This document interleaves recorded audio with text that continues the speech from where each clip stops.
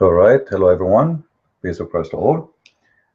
Sorry for being late. Supposedly I will start at 8 exactly, but I was trying to figure out how YouTube work because I saw an option to create the event through YouTube, but it doesn't show really how exactly.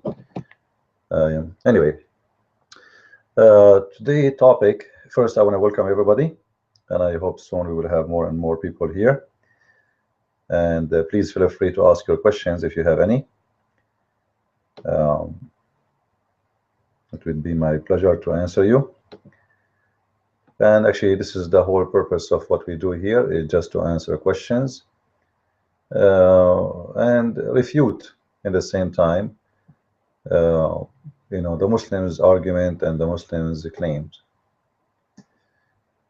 Now, what we will do today actually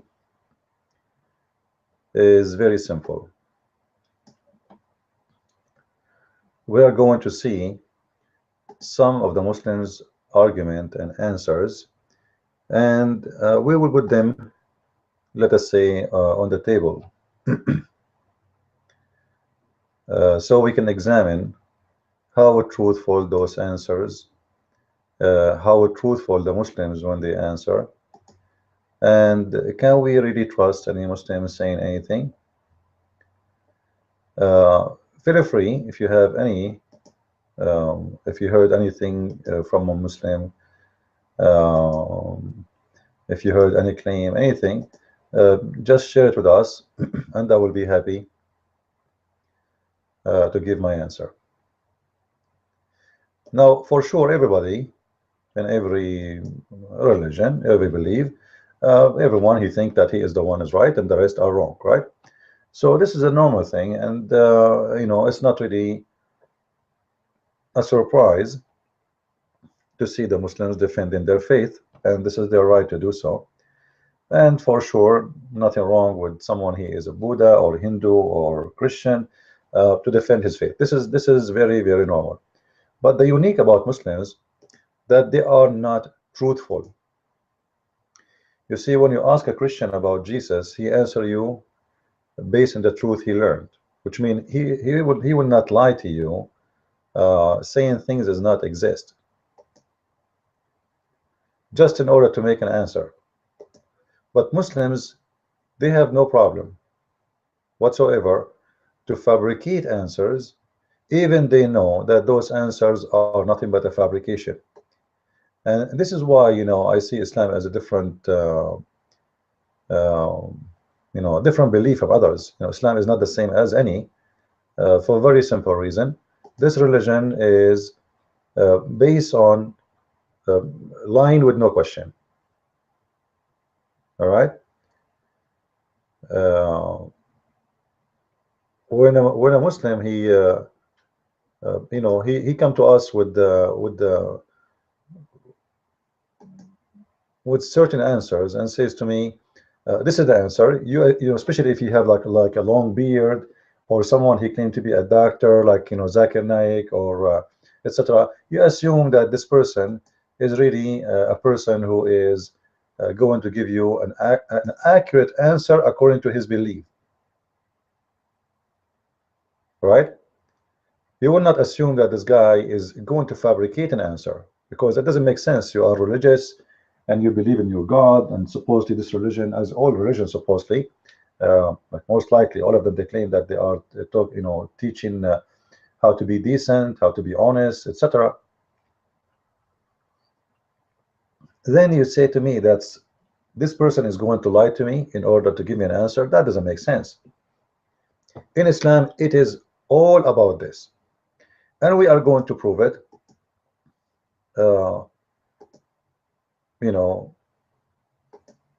Which means whatever we say here is going to be presented to you with a proof or reference.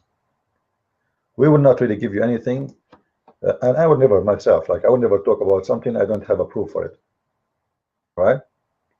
So feel free, be part of the conversation. You can choose any, like we have videos of Zakir Naik, etc., or those people. I prefer Zakir Naik because Zakir Naik is very famous for Muslims, and Muslims, they think really he is a big shot. Uh, so if you have any answer from or about anything from Zakir Naik, you can just give me in the question and answer. You can click at question and answer to be part of the conversation, and you can give me your question. And or let us say there's a video made by Zakir Naik, it's called etc. We can search it, and we can refute uh, the allegation there. Uh, my always my experience with Muslims, that always they come to searching uh, answers which is copy paste from each other. Like I don't see really a Muslim is you know uh, is really giving an answer of anything. you know I never saw it. I never examine it, and this is the case always.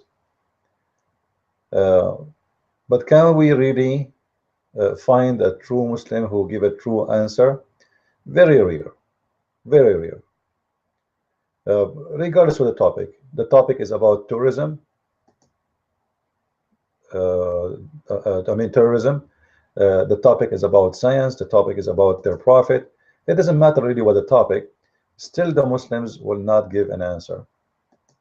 And this is really what I notice through time and through many years of debating Muslims. Uh, so let us see what today we are going to have in this. There is a video presented to me by someone. Thank you for those who they are sending emails and asking questions. I appreciate you. And he said somebody asked a question about the Quran, and this question is coming from Answering Islam. I don't know if you mean Answering Islam as brother Sam Shamoun, I'm not sure, but I'm assuming this is from Sam Shamoun, and Zakir Naik is answering. So we will listen to the question. I hope the sound will come clear to you, and we will go from there. I have a question. In Quran, verse 22, ayat 47, it says, "Verily, a day in the sight of the Lord is like 1,000 years of your reckoning." Also in Quran 32, ayat number 5, it says, "To him on a day the space whereof will be 1,000 years of your reckoning." And in Quran 70, ayat number 4, it says, "The angels and the spirit ascend unto him in a day, the measure whereof is 50,000 years." So which one, the measure of a day is 1,000 years or a 50,000 year in the sight of Allah? Rahul, isn't it correct? Yeah. I think the same person was yesterday about the same day that 8 days. Yes. MashaAllah. I love you, brother. MashaAllah. Thank you. I love you too. A Muslim saying to non-Muslim, I love you. This is against Islam, number one. These, as I told you, on the internet, all these are common questions. You don't have to be a scholar to know all these things. Go on the internet, on the anti-Islamic site, and you'll get hundreds. I'm sure, Brother Rahul. Have you read the full Quran, Brother Rahul? Not. I know that. I'm afraid that I'm going to get more questions. Sorry? I'm afraid that I'm going to get more questions, so I'm going to sort things out The thing first. is, let's see, if you want to know the truth, first you have to read the direct source. If I want to know Christianity, and if I read the anti-Christian books, then I'll become biased. So my request to you, Brother Rahul, is first go to the good side. Read the Quran, then don't ask me 2 questions, ask me 200. Inshallah, I'll reply. Inshallah. Now I'll reply. Okay. But I being in the field of dawah, I realize that people go to the anti-Islamic sites first, and they see the negative point, they get convinced, and they are against Islam. If you want to know Islam, go to the good side. Don't go to sites like Answering Islam. Yeah, don't go there. Sir, I can Go to Zakir Naik. No, the point is, I can actually speak for half an hour in favor of Islam as well. So I'm totally unbiased. I give the reply. This is all common for me. It's nothing new. Yeah. This has been asked to me several times before. I can give references to everything, mashallah. MashaAllah. So now he is going to give him the reference, and he says to him, please, next time, don't go to those websites. If you learn something, learn from the source. Allah says that one day in the sight of Allah is equal to 1,000 years, and one place in Surah Marriage, chapter 70 verse before, that one day in the sight of Allah is equal to 50,000 years. So isn't there contradiction? Like one place it says 1,000 years, other place it says that 50,000 years. In Arabic, the word used is yom. The word used is yom. Yom. Now, yom has got two meanings. One of the meanings is day. Day. Like a 24th day. The other meaning is a period. Period. Epoch. Can be any number of years or whatever it is. So one meaning of yom is day. The other meaning is a period.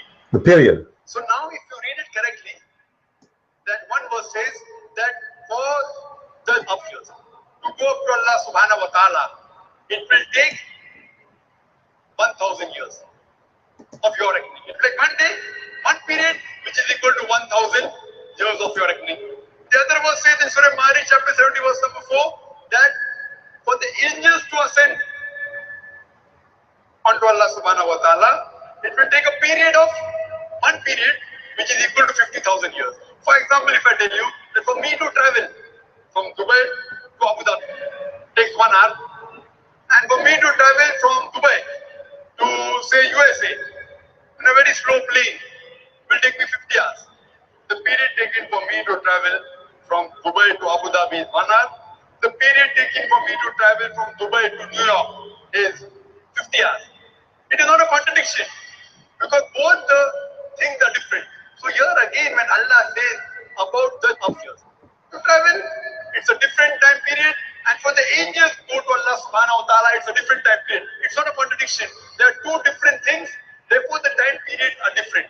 So if you translate day as 24 hours, then there's a contradiction.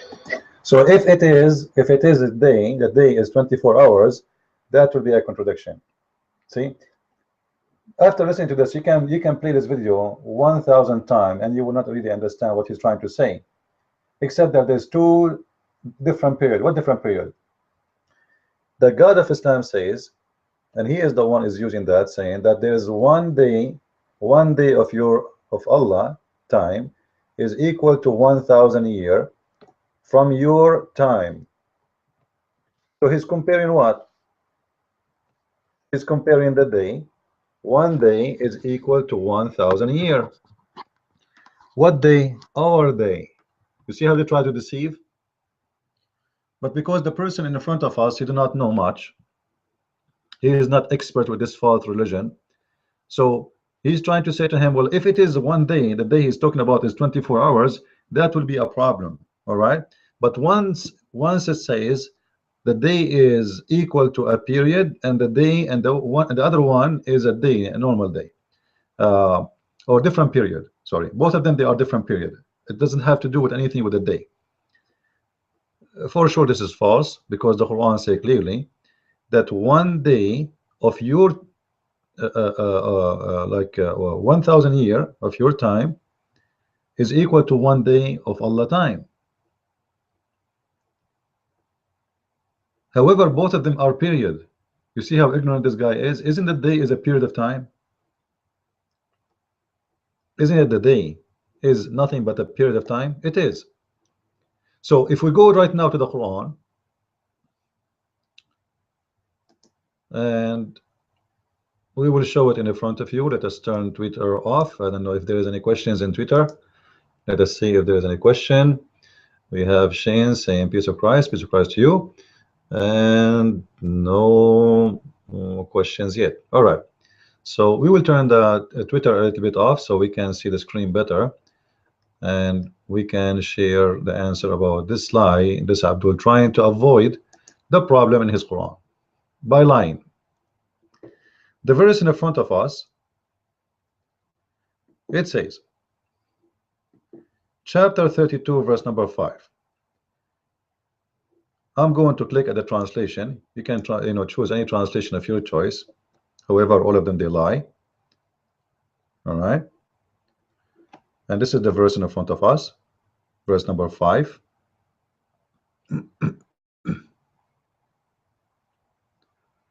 All right. He rules all affairs from heaven to the earth. In the end, will all affair go up to him one day, on a day. The space therefore will be as 1,000 years of your walking. You know, the space and those things does not really exist. However, all what he's saying here, that one day for Allah is equal to 1,000 year of your timing. Who is the one comparing the time here? Allah. So what Zakir Naik assuming that Allah is an idiot, and he said day, but he mean period. What do you mean period? Isn't the day a period? Isn't it 1,000 years of time is a period of time?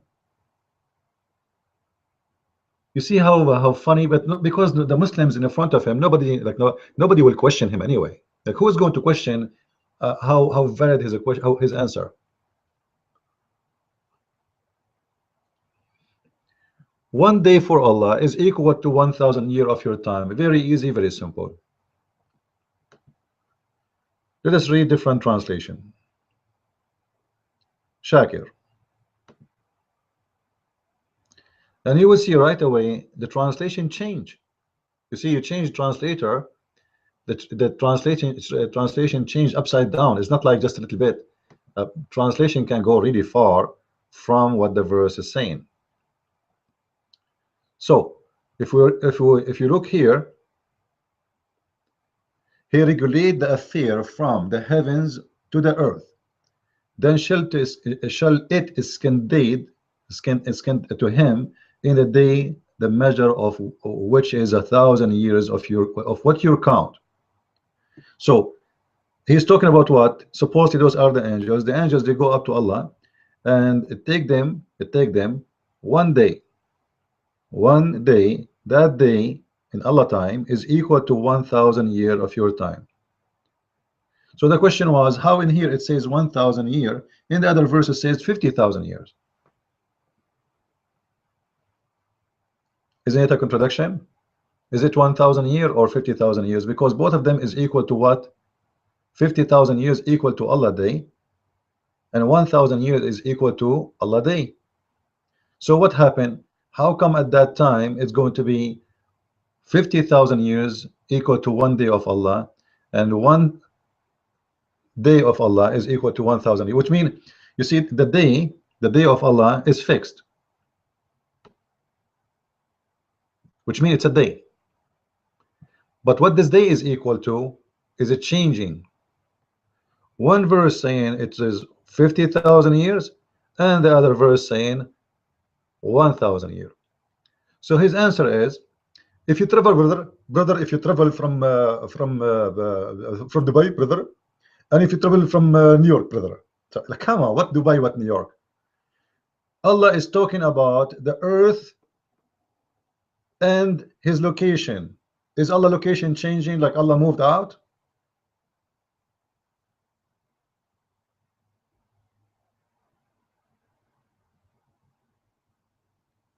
There is a huge difference between 50,000 years, as we see in chapter 70 verse number 4, and 1,000 year in chapter 32 verse number 5, as we see here. There is a huge difference. So what happened make the day of Allah once equal to 50,000 years and once equal to 1,000 years? So all what he came with is, you know what, it's different. It's different period. If this is brother, if this is about one day 24 hours, that will be a problem. Abdul, it's about a day 24 hours, because he's talking about our day. 50 years, you idiot, is 50 years of our time, which means your God Allah is measuring his day by our day, and those days make up years because there are too many. So when Allah he says one day for him is the measure of 50,000 years, simply what he is saying, that you know what, I have 50,000 years equal to your day. So if you want to make it in days, all what we need to do is just to go to the calculator, and we say, you know what, we have 365 days x 50 years, and that will make it 18,250 days. So instead of Allah saying each day of mine is equal to 18,250 days, he convert the days right away to years, because the years is the easier to carry on, for a very simple reason. I just say a year. Why I want to say why I want to say 18,250? Just I say 50 years. So 50 years is a number. The unit is years. The years in what? In our time. So when this Abdul says this is not about a day, this is about a period, he is just being an idiot, because the day is a period, and the 50,000 years is days too. What the 50,000 years present? Doesn't present time. 50,000 years, they present time and days. It is 18,250 days, as simple as that. But just because he want to avoid the disaster, so he come to a conclusion saying, oh, you know what, this is different period. This is different period. What different period? This is why I said from the beginning, you cannot trust a Muslim. You know, a Muslim answering anything always have to be based on deception. There is no way Muslim, any Muslim, he will give a correct answer based on, you know, like at least bring us some honesty. You want to answer, no problem. I understand you are a Muslim. Give honesty. Don't fabricate answers are not there.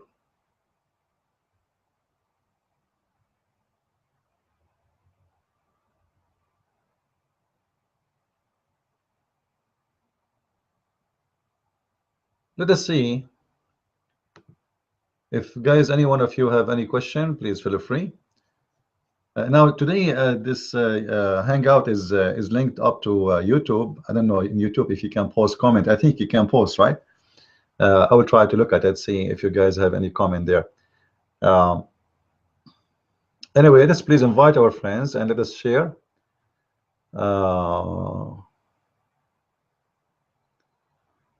And let us see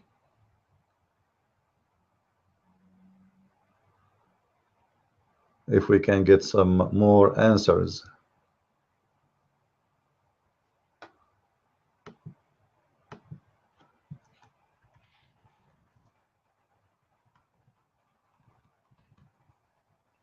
As long as we don't have any Muslim really to challenge us. Actually, yesterday I posted a challenge for someone. He is, I think he's from England.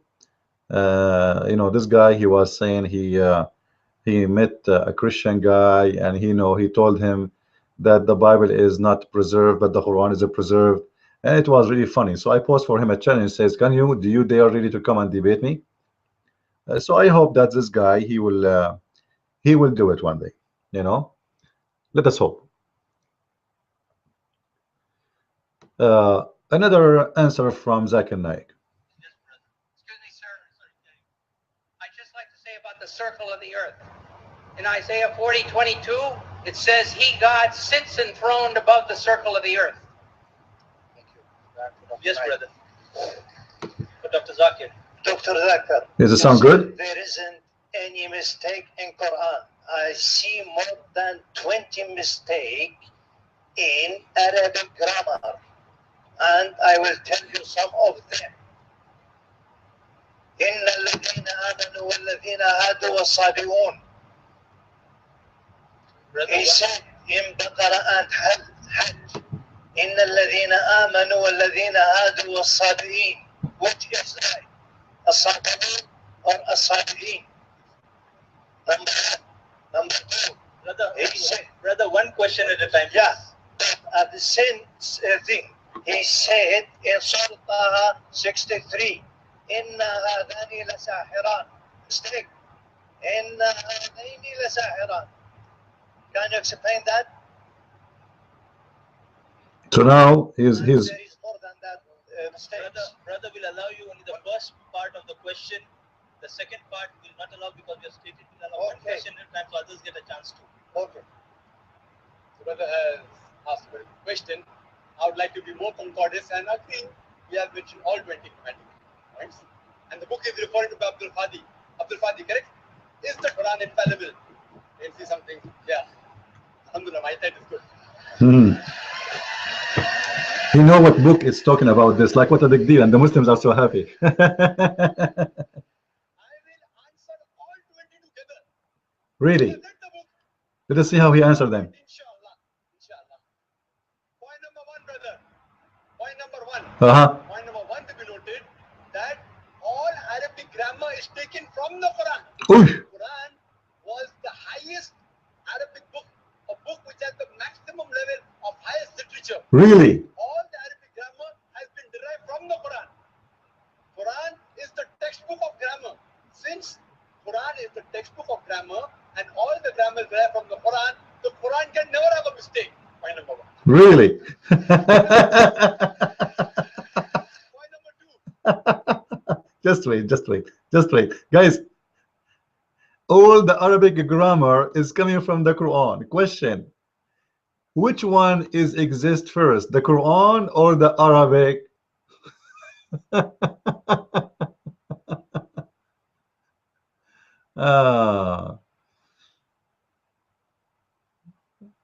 It is in Arabic sometime? What do you mean Arabic? I'm not talking Arabic. Nobody talking Arabic.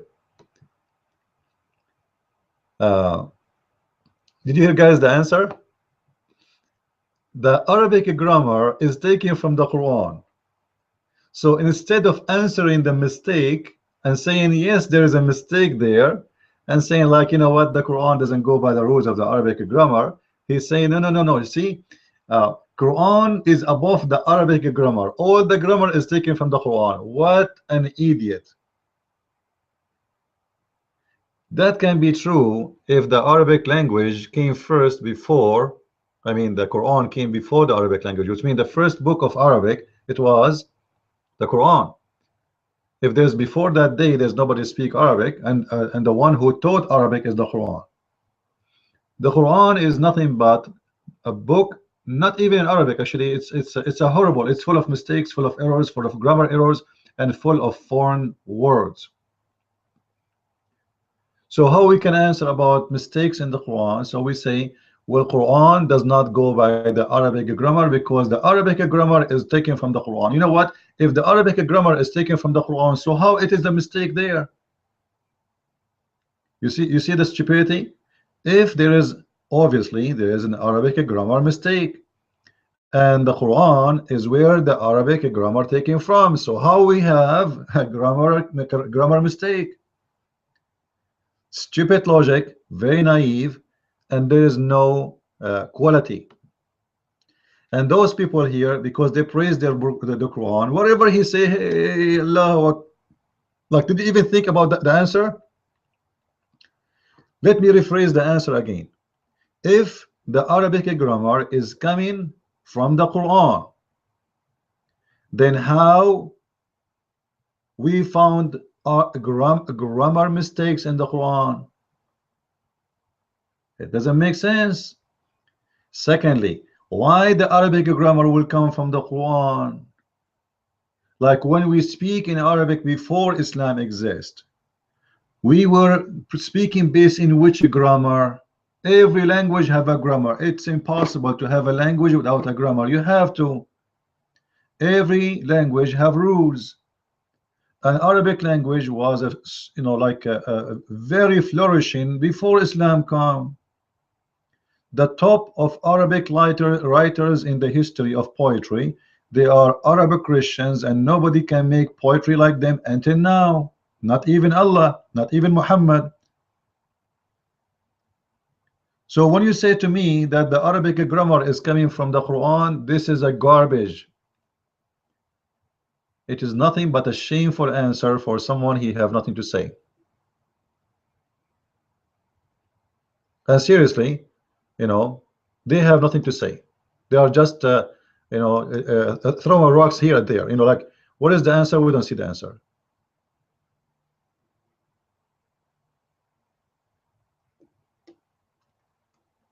I don't see any answer.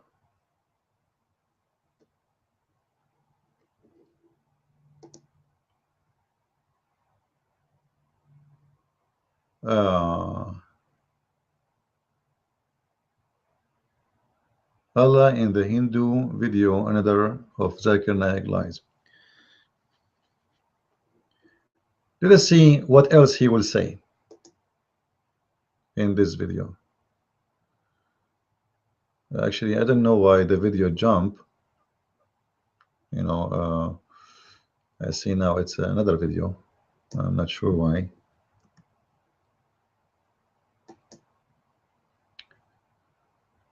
Why did Usman he burned the Quran? Amazing answer. Let us see. My name is Ravinder. I'm working as a marketing executive. Brother, insulting is very easy, brother, but with love, you should tell the truth. That is the teaching of the Bible. My question is, you know very well, Bukhari Sahih, value number 6, hadith number 509 and 510. There, Hudayfa came to Uthman. He says to Uthman, O chief of the believers, save this nation before they differ about the Quran. Then, so actually Hudayfa saw the people of Shama, that is the Syrian people, and the Iraq people reciting the Quran in different ways.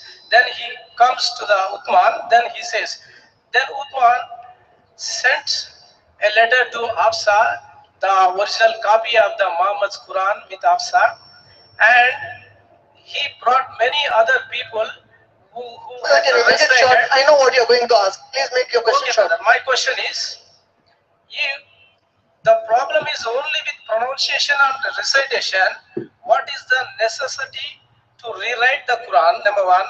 Number two, if already written material, that is Quran, is correct, why they were burnt out?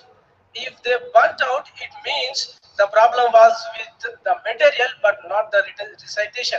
And moreover, according to Bukhari Sahih value 6, thank you very much. Thank you very much. Shut up. Shut up. You are voting 201 next. No, 514. Okay. Here, Muhammad says Quran is revealed in 7 different ways of recitation. According to this, Uthman has did wrong. Who have given the authority to Uthman to do that? Good question. Brother has asked a question, and he said, insulting is easy, and you think you are respecting. See, giving those statements, boss, it's very easy. Don't give those statements. Ask your question directly. A debate means an argument.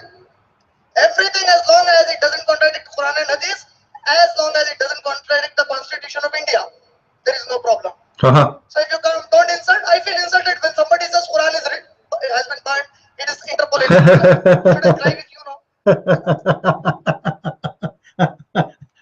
you? By asking a question, you are insulting. That's it. You see, I'm insulted by asking the question. He did not say anything wrong. He did not call you names. He just said, "Why Uthman he burned the book?" Brother, you are quoting from the Bible. Don't insult, and now you're insulting me because simply you that asked me a question which is insulting me. So why you are opening a hole and standing before the microphone if every question is an insult? Or what he said, why Uthman he burned the Quran, and if the problem by recitation, by pronunciation, well, and the writing is the same, the writing is correct, there's no need to burn it. So answer him. No, we start with the crying. You said the message of the Bible is peace. Gospel of Matthew, chapter number 10, verse number 34. Do you know about it? Yeah. Gospel of Matthew, Yeah. chapter number 10, verse number 34. Yeah. See, the Christians believe Jesus Christ, may peace be upon him, to be very peace-loving. He said, I have come to love. Peace. That is the message in the Bible. In the direct speech of Jesus, Gospel of Matthew, chapter number 10, verse number 34, Christ says, think not that I am come to spread peace on earth. I am not come to spread peace, but a sword. See, I was respecting. I didn't insult. I didn't quote it till now. But now when you allege the way you did it, I have to enforce. What does have to do with the question anyway? Secondly, this verse, if you continue, you will see that people, they will be upon you, putting the sword on you, not you putting the sword on them. You see the false fiction of Muslims. They have no dignity, they have no honesty, they are false people who cannot be trusted. The answer has nothing to do with the topic. Secondly, the verse is not about Jesus waging war, because can you name for me one person Jesus killed? Can you name for me one war Jesus took? Can you name for me one nation Jesus attacked? Can you name for me the army of Jesus?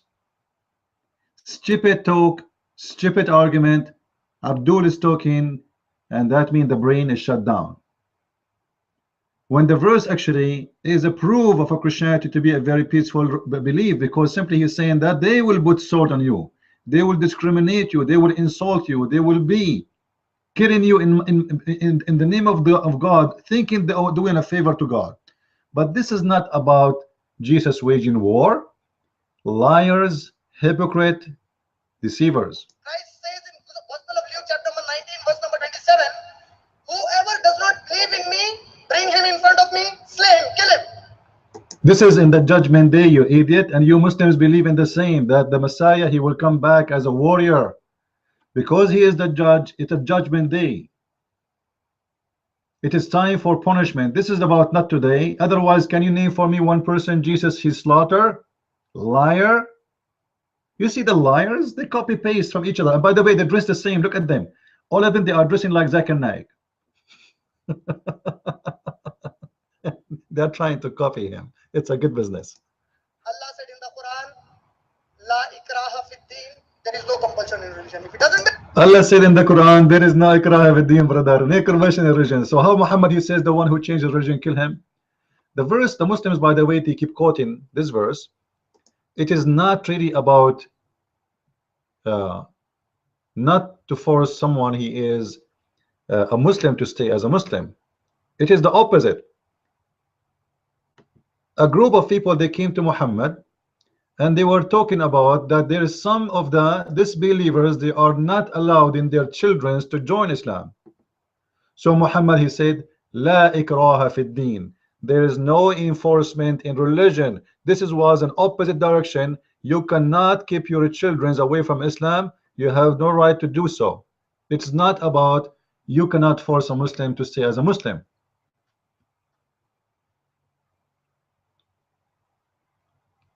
You see, you know what I'm talking about?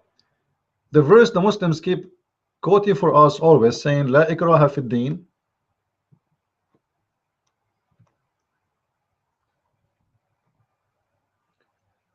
It is not about not to enforce non-Muslims to join Islam. It's about you cannot enforce non-Muslims to stay away from Islam. It is the opposite.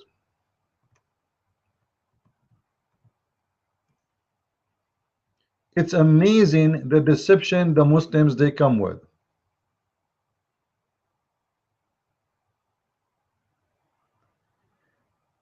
Let us go just to show you how we can prove the lies.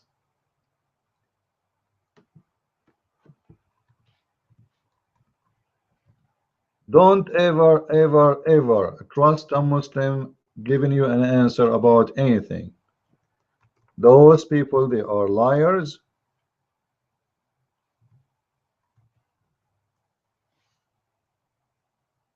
And they are not ashamed of it. If we go and read the interpretation of the verse he is quoting, the verse he is quoting, the interpretation which is made by his scholars, not my scholars, what they will say about it.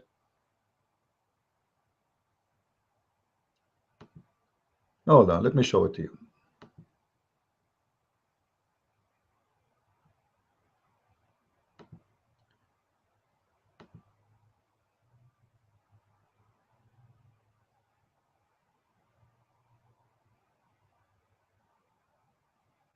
Here we go. Look with me and see what I'm talking about. You see, when they say that those people are scholars, they are scumbags. They are not scholars, they are liars, and they have nothing to do with the knowledge of their religion. Most likely they are just businessmen making money from it. Read with me, please. There is no compulsion in it. Entering into religion recited has became clear. Became clear from error that it is say through clear proofs it has became manifest that faith is etc. and disbelief is an error. This is was, here we go, revealed concerning the Ansar of Al-Madinah who tried to compel their sons to enter into Islam. It is the opposite. It is not about if someone don't want to believe in Islam, he can go. It's about your sons. If they want to enter Islam, you cannot stop them. You have no right to do so. But can a Muslim leave Islam? If this verse is about you or the religion of Islam, don't force people to convert to Islam. All right. So how your prophet, he said, the one who changed his religion, kill him. Maybe your prophet, he was wrong, or maybe Muhammad is not a good Muslim. He is not following Islam. Huh? Let me show you the hadith.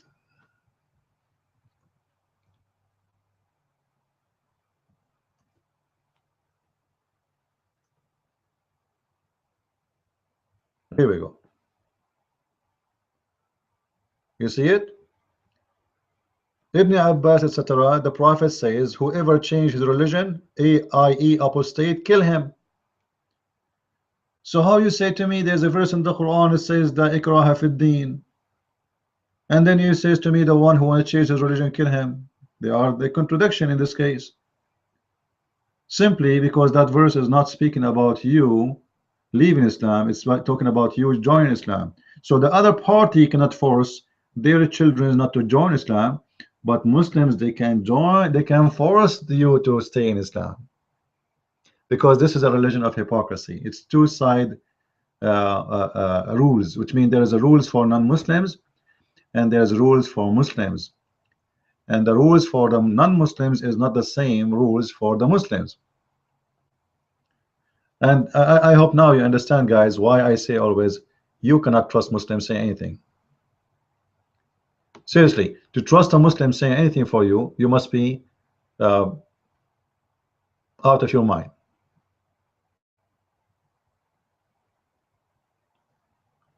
But you know the question here, those Muslims are watching, don't they notice really that this guy is lying? Trust me, they know. Do you think those people sitting behind this table here, they do not know that this guy is a shish kebab, hummus, falafel guy? He is just making a business. They know, but they have no problem with it, because in Islam you can lie as long you are doing good, and this is doing good for Islam. He is defending Islam, so this is good, so you can lie. Even Muhammad, he said you can lie in 3 cases, and even the Quran says it clearly that Allah will not take you accountable for your false oath. He will not. You wanna give a false oath? No problem. What the problem? There's no problem. In Christianity, this is a big problem. In Islam, that is not a problem at all. It is very fine. It is a good. Let me fix it. I want to show you.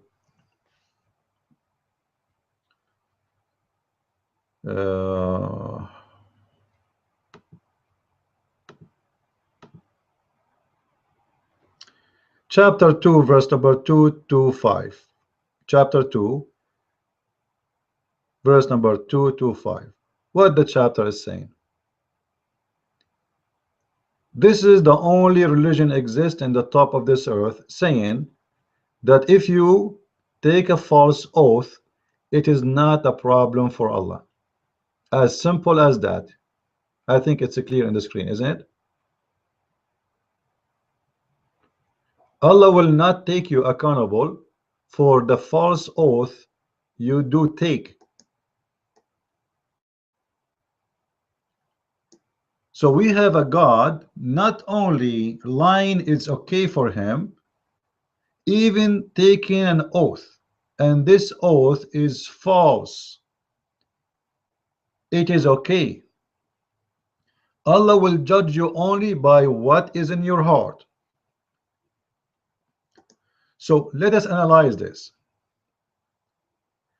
When a Muslim lies to you, defending the Quran, what is in his intention in his heart is to defend Islam, and that is a good intention. Therefore, Allah will not take you accountable for your false oath. Do you see the translation of Yusuf Ali? This is not my words. The truthless. The Muslim, he is encouraged to be truthless and take false oath as long his intention in his heart is good. And what is good for Islam is bad for you, remember. So a Muslim, he can lie to you saying, you ask him, is it true that in Islam you have to force somebody to stay as a Muslim? He will say, no, this is not true. And he can take an oath swearing by Allah, and it is false, but it's okay, because as long your intention for this oath is good, Allah has no problem with it. Are we getting the point? So should we really trust any Muslim he take an oath? Can we? I believe this will be a very foolishness of us to trust anyone who belongs to this religion. This religion, it's a satanic religion. Imagine this God saying clearly, you can not only lying, you can take false oath using my name. You know, when we say oath, what oath mean? When we say the word oath, it's mean I swear by Allah, and I am lying when I swear by Allah, and still it's okay, because what is in my heart is what Allah care for.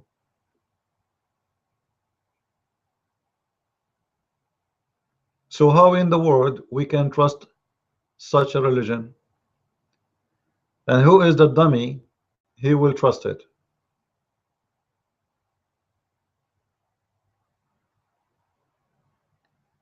And not only you can take false oath with your enemy, and if even your family.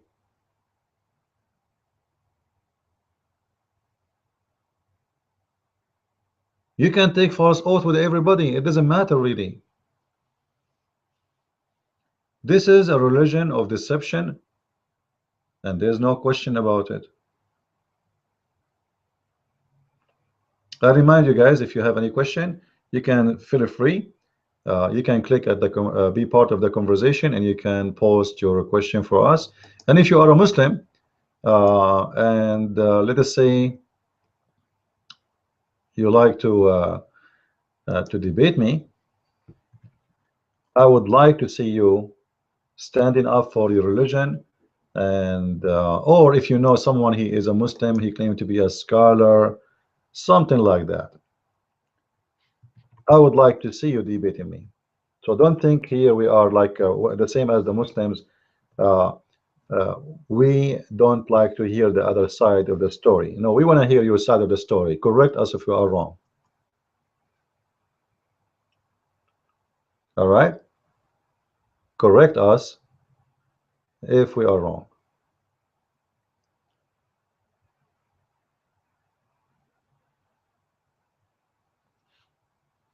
By the way, there's a post on YouTube about starting at 8 o'clock, and there it says you do not start yet. I don't know why.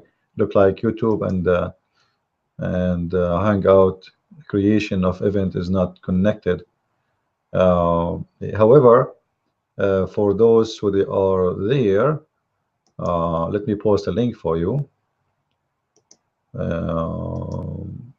so you don't wait there forever thinking that we will start soon. Let's see.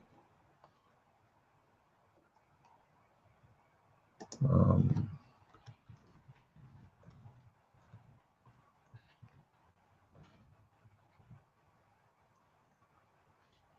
all right. Do we have any Muslim here? Any Muslim around? Any Muslim don't agree with us? You know, if we wanna go all over the Muslim videos and start refuting one one by one, for sure it will be endless. But however, it's fun because simply the more you see their accusation, the more you notice that you are right. Like when this guy he come and he says, Jesus, he said, I did not came to spread peace but sword. Is he really truthful about what he quote for us? Go right now and open the gospel and read for your own what Jesus saying there. They are claiming that Jesus is coming to spread war, because Jesus himself says, I am not coming to spread peace. But isn't it Jesus who said that peace, you know, like God blessed for those who they made peace on earth? Isn't it Jesus who said the one who hurt your right cheek, give him the other one? Isn't it Jesus who said to Peter, put your sword down when the soldier came to arrest him? Isn't it Jesus when he is on the cross, he said, Father, forgive them, they do not know what they are doing? What more peace do you want? He is in the cross, he is in the cross, crucified by those in front of him, and he is saying, Father, forgive them. What more peace you want? In your Quran, look at the forgiven teaching of Christ. All the teaching of Christ is about forgiveness. Like when they ask him, Lord, teach us how we can pray, he said, you pray like this, and we know the prayer, right? Our Father art of heaven.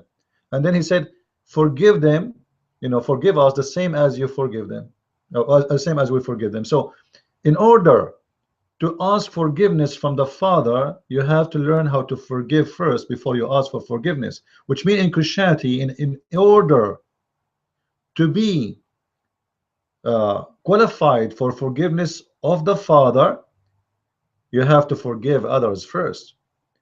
So the whole belief in Christianity is about forgiving and loving. You cannot even ask for forgiveness unless you are qualified for forgiveness from the Father. And what is the qualification? The only qualification is to forgive. Forgive those who hurt you. Forgive those who did bad things to you. That is a Christianity. What about in Islam? In Islam is the opposite. Fight them, kill them, and Allah he punished them by your hands.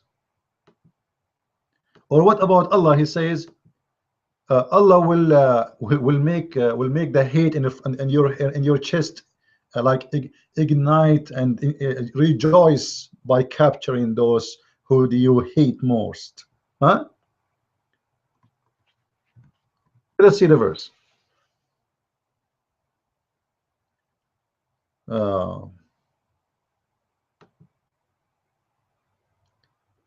Let us see.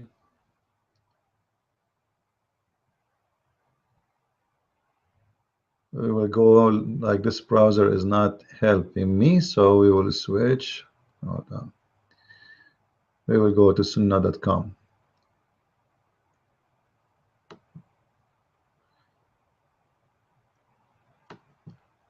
Your heart is going to rejoice by revenge.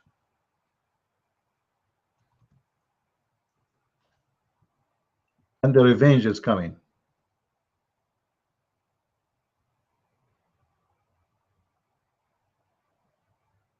The revenge is a must.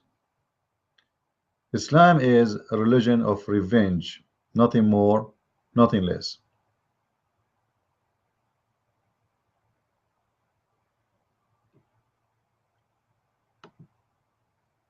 And this is why I say always, you know, don't ever uh, don't ever trust anything the Muslims they say to you. It doesn't matter really what it is.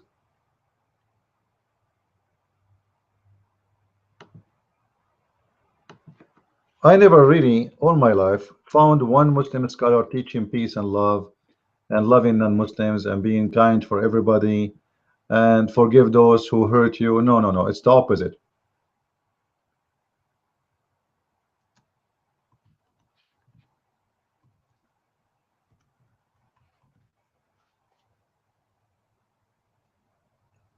It is the opposite. I know the verse is appearing, but not in the. I don't know what's wrong with this thing here. I will try to go directly. Hold on. All right, finally. If we go to chapter 9, verse number 14, we will see the following.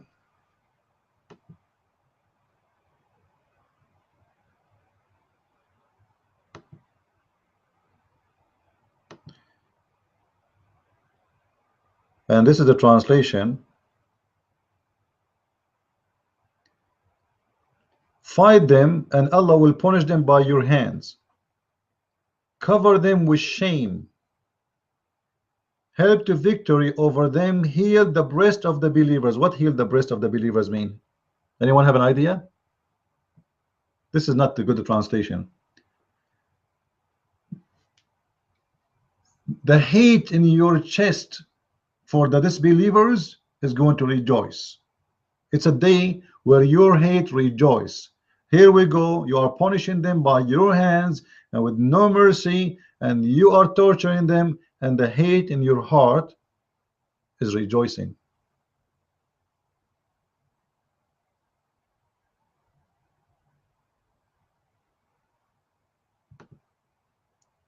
Sometimes I wonder, like, you know, when Muslims read translation in English, how they can understand the Quran. Like here, when he says, and he healed the hearts of the believing people, what does that mean? What heal? Where it says that?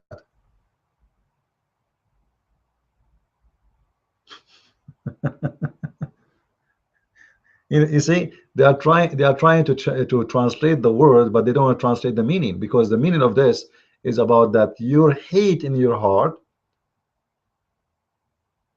finally is going to reach the point you are waiting for, which is revenge. Your heart waiting for long for this time. Those who they are saying bad things about Allah, it is time for your hate against them to be relieved by killing them, by chopping their heads. That is Islam. And then you will see Abdul wearing some funny clothes, which doesn't fit with the West, doesn't fit with the East. They became a mix of shish kebab, and then they are teaching us about Jesus is not teaching peace. It's amazing, isn't it?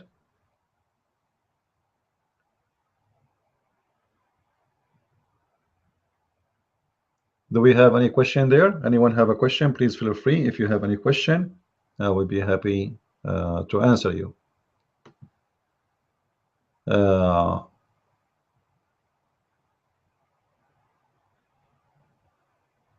Each time I listen to any Muslim,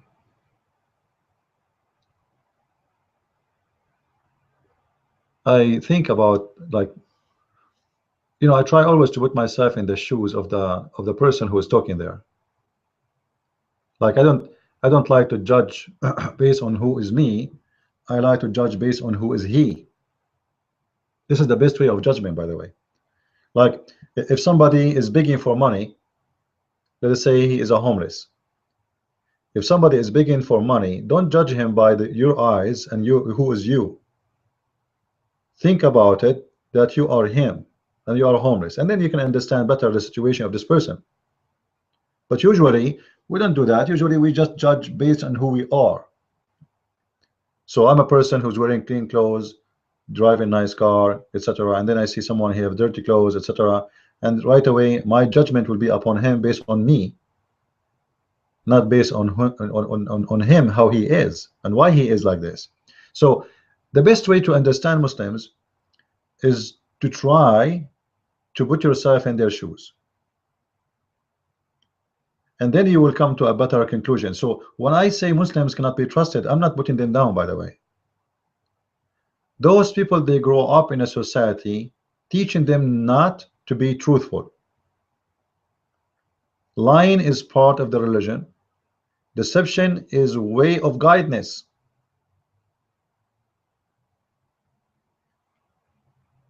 It is not a secret that Muslims, they teach in their schools what is called taqiyya. We spoke about taqiyya before, and I think most of you who watch my videos, and thousands of them, you know what taqiyya is about. This is a religion, and the Muslim, they say to you, you know what taqiyya? Taqiyya mean protection. Taqiyya mean protection. Okay. So our God is real. He is telling us you can lie to protect yourself. You can lie to protect yourself. All right. So how you explain to me you lying to your wife and to your friend? Muhammad, he says you can lie in 3 cases. You can lie in 3 cases. Is that a protection?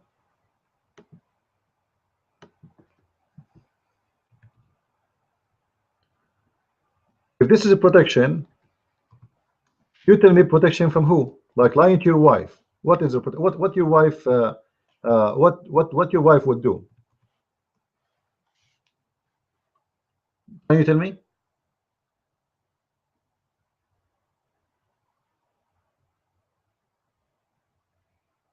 Let me show you. And the funny Muhammad, he says that the hypocrite is the one who lie, right? But yet he teaches people to lie.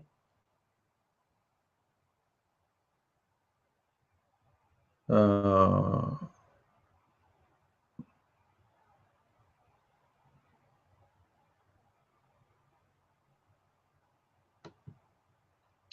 read with me this one.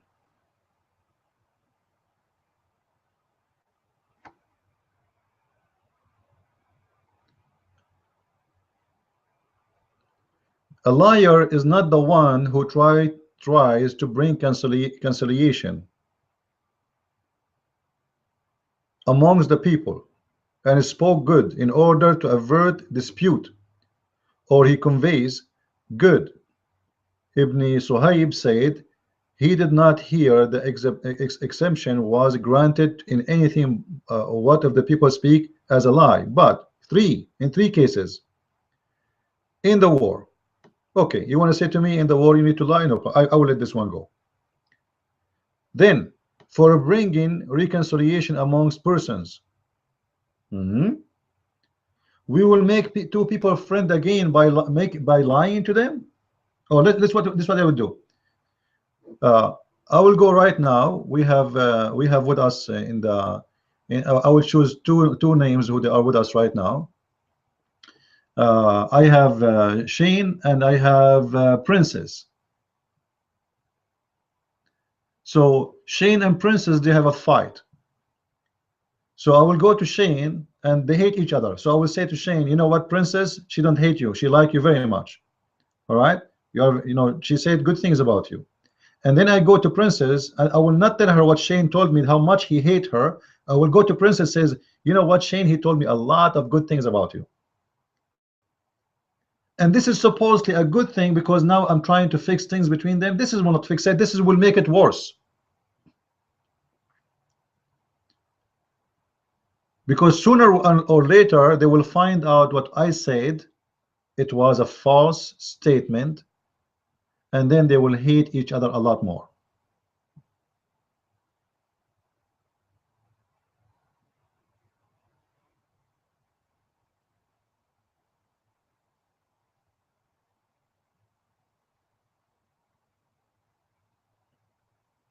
how stupid this religion is. Based on lying? Is that how we can make the society better, but by lying to each other? Is that how we can fix it? What about we bring those two people who don't like each other and try to fix it by honesty? Not by lying. I never heard about people they fix things by lying. Since when the lies will save you? Or what about lying between the wife and the husband? Is that how you establish a family? The man, he can lie to his wife. The Muslim, they will say to you, what if your wife, she is ugly and she asked you if she is beautiful? What you would say? You would say you're ugly? Well, you know what? If your wife is ugly in your eyes, why you married her?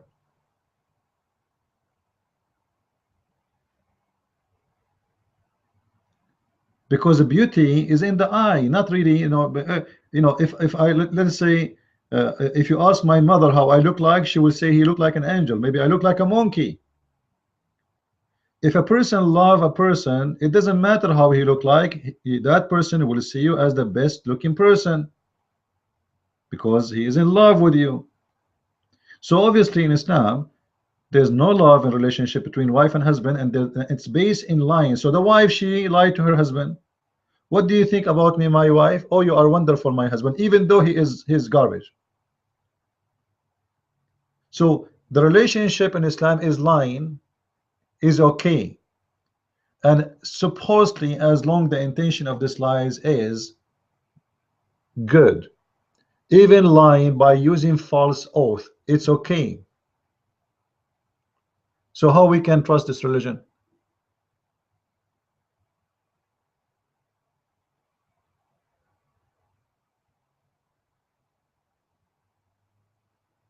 You cannot.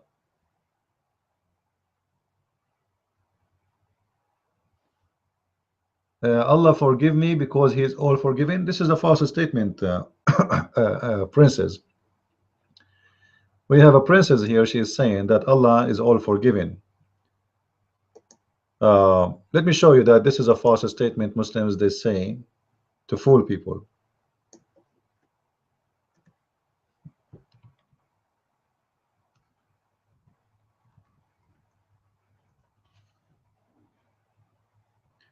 Chapter 4, verse number 48.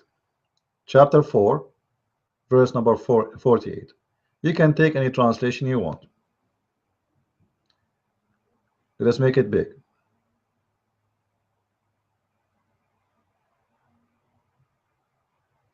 Verily Allah forgive not that partners should be set with him in worship, but he forgives except that anything else.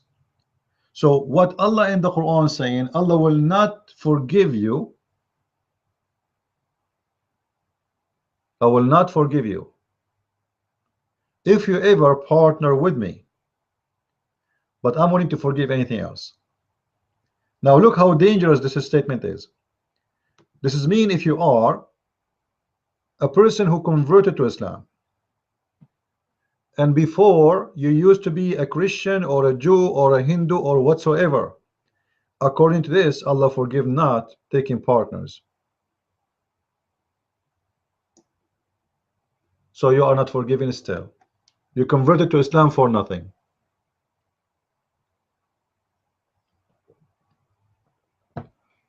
If the Muslim will say to you, no, no, no, no, no, this is about if you are taking partners before Islam, Allah will not forgive you. After you convert, Allah forgive you. Hold on. If you are not converting to Islam, Allah will not forgive you for anything anyway. Don't play games. The verse is so clear.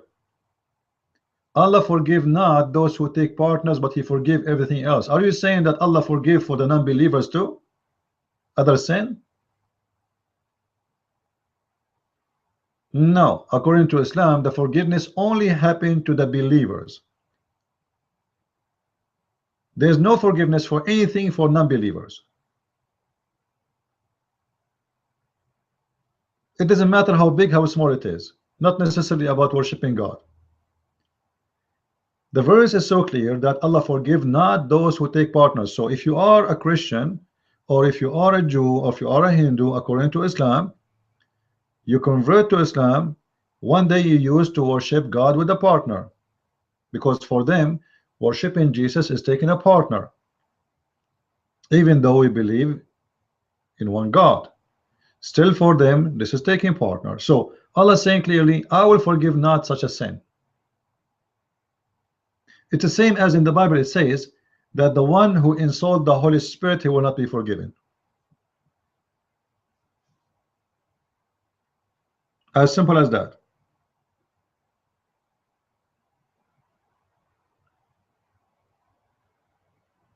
You have to be punished for it. So when the Quran says such a statement, that is a proof that anyone who converts to Islam, he must be a mad person, because there's nothing there is good really to follow.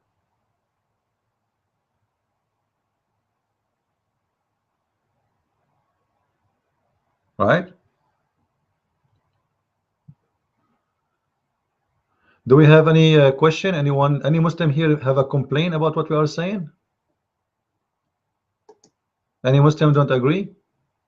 By the way, if a Muslim want to debate me live, we can go live on Skype and we can broadcast it. Don't worry. Or I can make you join the hangout here, and you can be live on air with us. Don't worry, Allah will support you. If Allah is with you, Abdul, who is going to make you lose? Come on. Right? No way. So you do not need to be aware or afraid of losing. There's no way Allah will make you go down. You know, this is remind me of when the Christian Ethiopian, they came to Muhammad.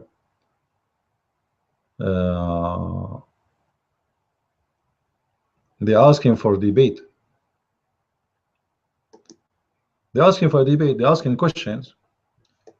So Muhammad, because he have no answers, look what he said. Okay, brother, bring your wives, and bring my wives, and bring your children, and let us ask Allah to curse the one is lying. What? What?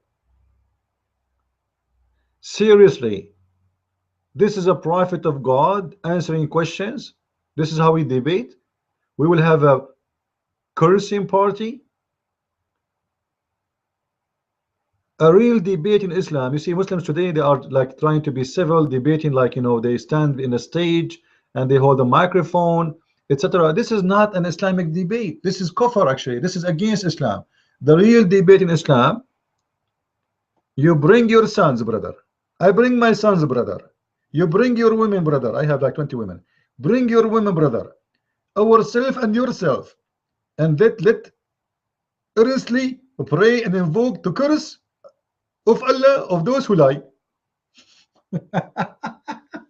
What is that? Seriously, what is that? If Muhammad himself cannot answer, I'm not surprised if Muslims cannot answer. Ask yourself, why Muhammad saying such a statement? Seriously. Huh?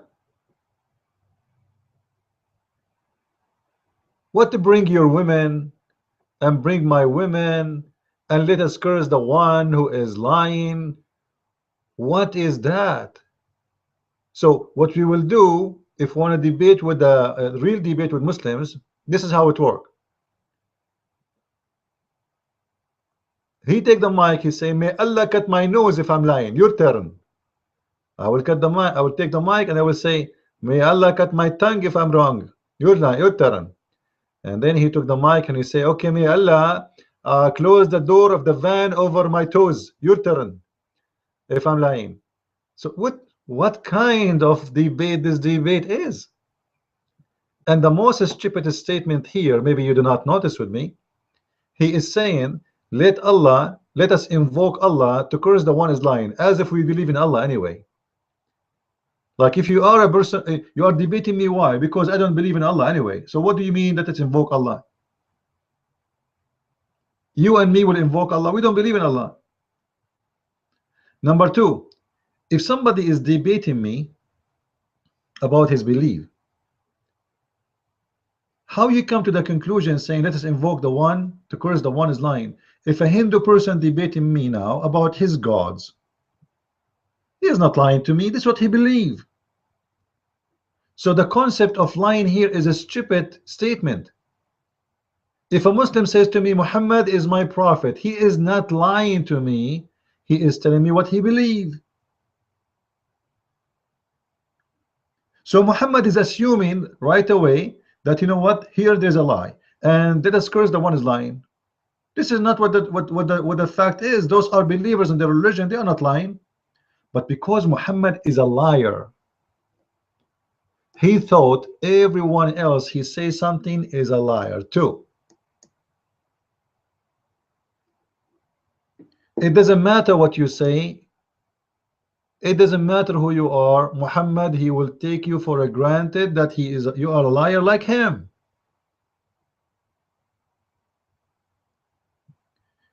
Taking partners mean shirk. Yes, taking partners mean shirk. This is the word in Arabic for taking partners. However, Muhammad, he was a mushrik. All right, Muhammad, he was a mushrik, and actually he used to slaughter animals for the pagans, for the idols.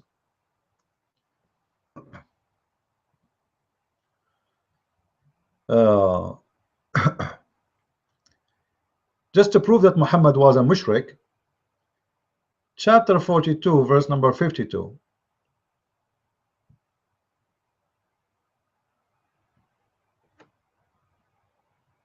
Read with me, please.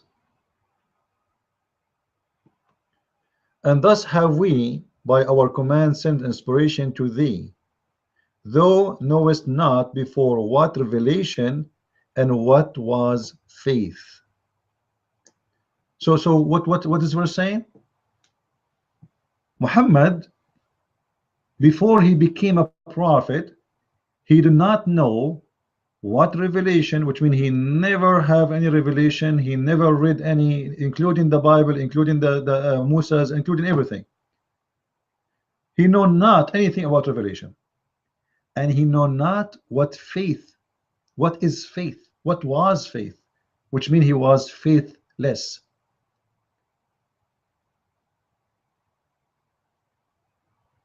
Do you see it? Muhammad, he became a prophet at the age of 40. This is mean for more than 40 years Muhammad have no faith, he have no religion except worshiping idols. And the proof is in the front of your eyes. You know, if Muhammad have this is what the proof actually, that the Muslims are, they lie when they say Muhammad was Abrahamic. He follow Abraham. Well, if he follow Abraham, it's mean he know what scriptures and revelation is, and that's mean he have faith already. Is believing in the faith of Abraham is faith? Yes, it is. But the verse in the front of us saying, you knowest not, you know nothing before what was revelation and what was faith. So before this point you know nothing about scriptures of God or about faith. So how the Muslims lie to us and say Muhammad was Abrahamic and he was following Abraham? Obviously it's a lie, isn't it? Because if he is following Abraham, that's mean he have faith. But obviously he don't.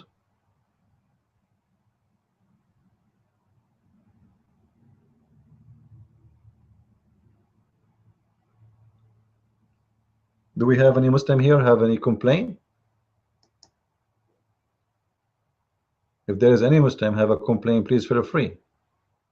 All right, I really would be happy to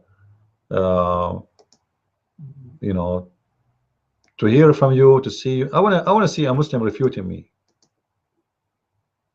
You see, usually we open our chat room in Paltalk, and we wait for hours and hours and hours, hoping that one day we will get a Muslim to debate us.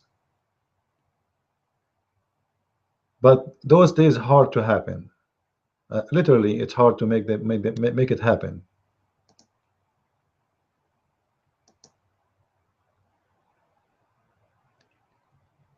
You know, the funny, you go to James White page, you will see James White every day. Muslims want to debate him every day. Muslims are fighting over debating James White. When it's come to me, no Muslim will debate me.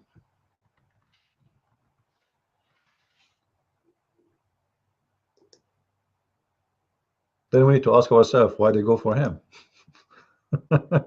What is the secret? What is the attraction? You know what I mean? What is the attraction James White he has, I don't have? You know, maybe he's a better looking, I don't know. But I believe it strongly because they find him an easy fish, and he is not aggressive in Islam, and he is harmless, let us say. You know, he don't present a risk. Like if a Muslim debate someone like James White, what he will lose? Nothing. You know, James White will never attack the Quran, will never expose Muhammad, and in the best scenario, he will defend the Bible. That's perfect. As long you don't expose Islam, Muslims have no problem with you reading. You want, look, you say the Bible is good, etc. It's fine with them. The second you start exposing the religion of Islam, this is the second where they are in trouble, and they don't like you no more.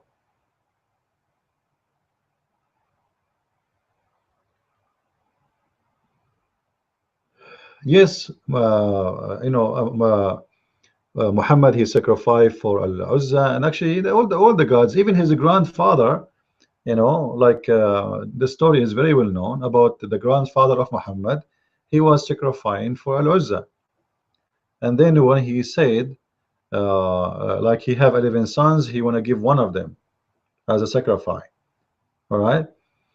So when the Uzza accepted the camels, what the grandfather of Muhammad he said? Anyone knows? Let us see if any of you knows what the grandfather says when the sacrifice of the camels accepted. They used to play like a game, like a gambling, you know. This the same as what was they call it, the stones, like you play in the casino with the numbers, you know. So it's almost the same. So if you are lucky, your number, the one you are looking for, will happen. So the grandfather of Muhammad, he want to sacrifice one of his sons to the idols,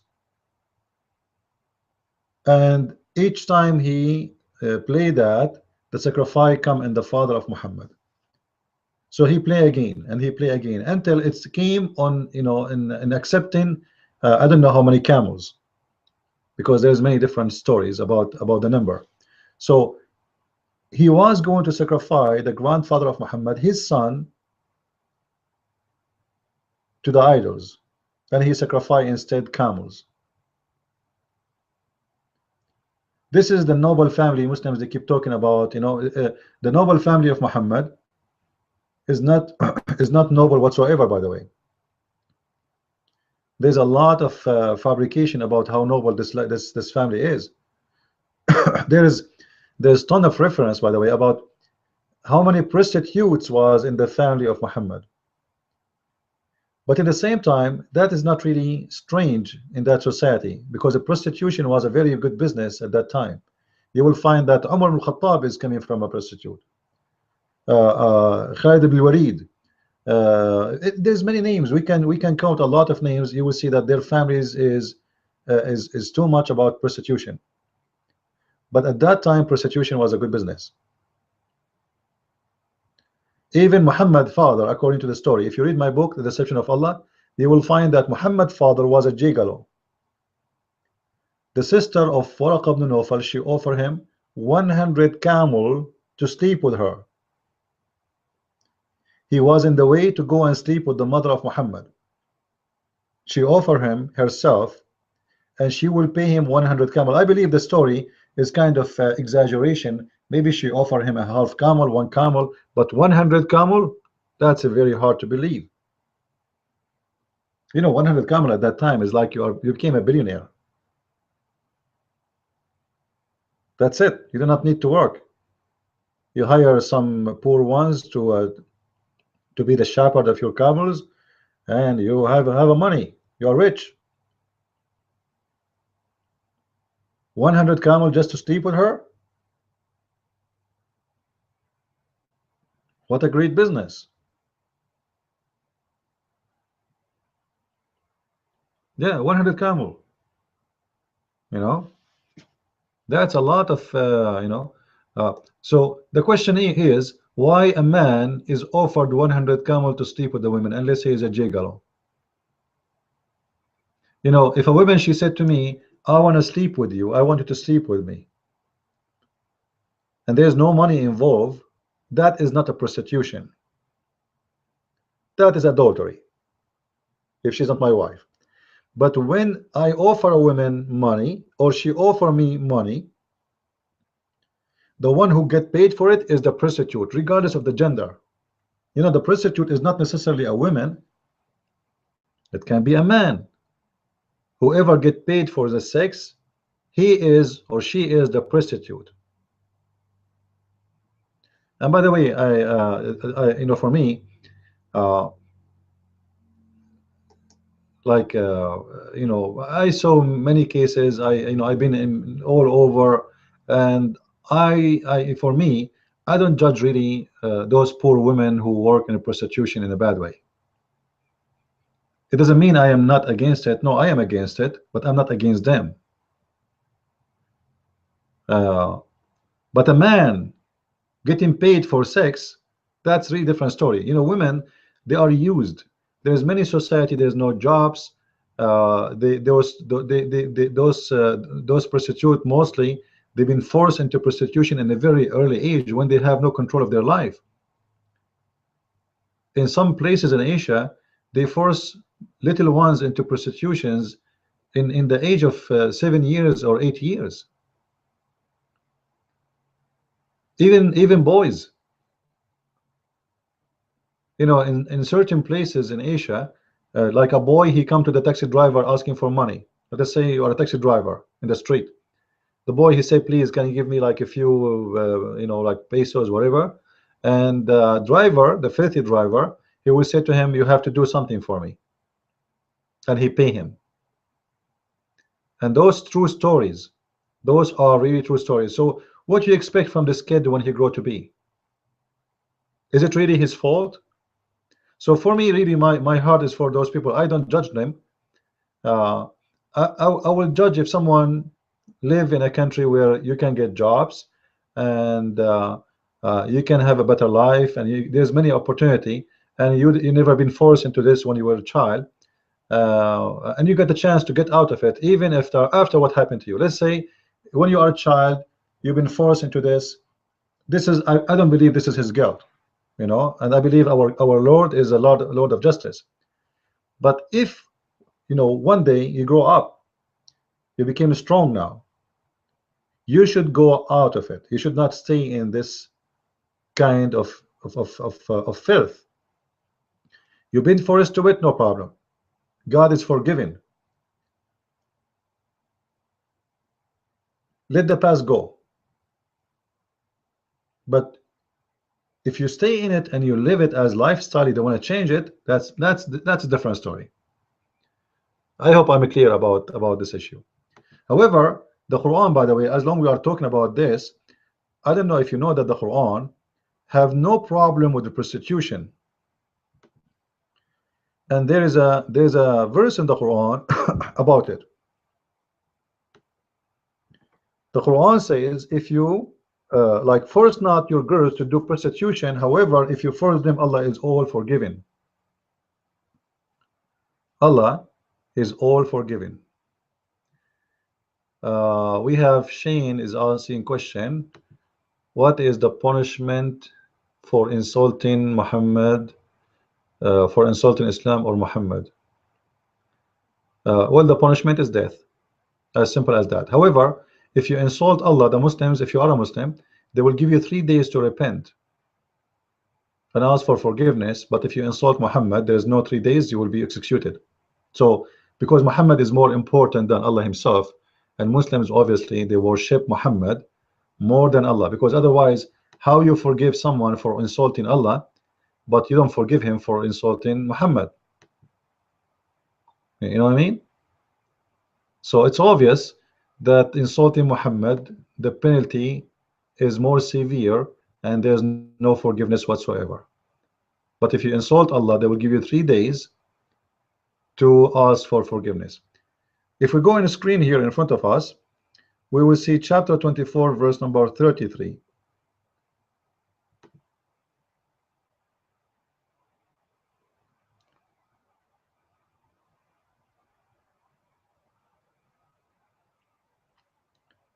The verse here in front of you, as you see, Allah saying, you know what, don't force your girls, but force not your maids to prostitution when they desire chastity.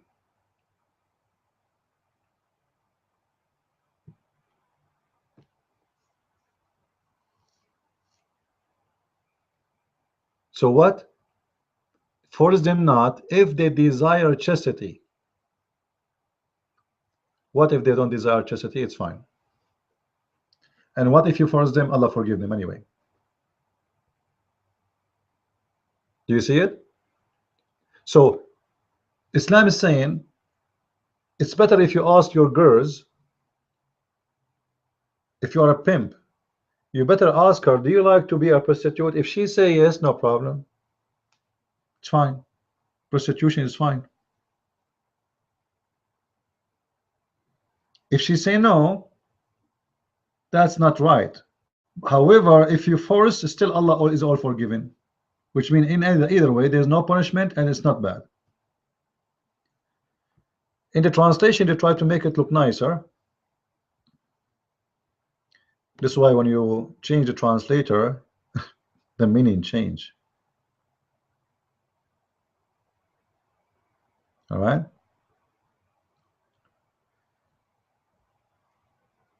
In the first translation it says force not your maids.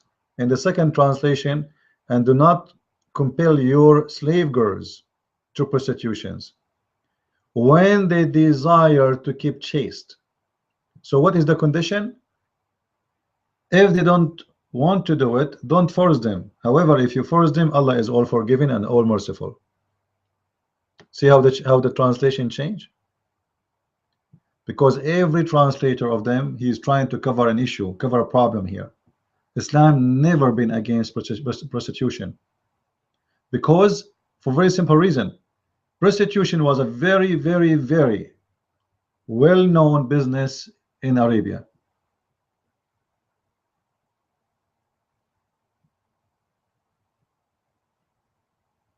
It's a great business and nobody can stop that business. So what the Muslims used to do, they used to go and attack the neighbor, the Christian girls, the Jewish girls, the Yazidi girls, the Pharisee girls, the Persian girls, etc., and they bring them home and then they force them into prostitutions. They are slaves anyway. Who care if they agree or not? And if you force them, Allah is all forgiving. There's no punishment and don't worry about it. This is the only religion legalized prostitution since 1400 years ago, and it's allowed by Allah the Merciful. This is why actually in Islam there is something that's called isti'aratul furuj. Even you can exchange wives, by the way, in Islam. If I have wives, I am bored with them, I can give you my wives, you can give me your wives. Now some might say, well, this is, you know what, this is too much to believe. I will search for it in front of your eyes.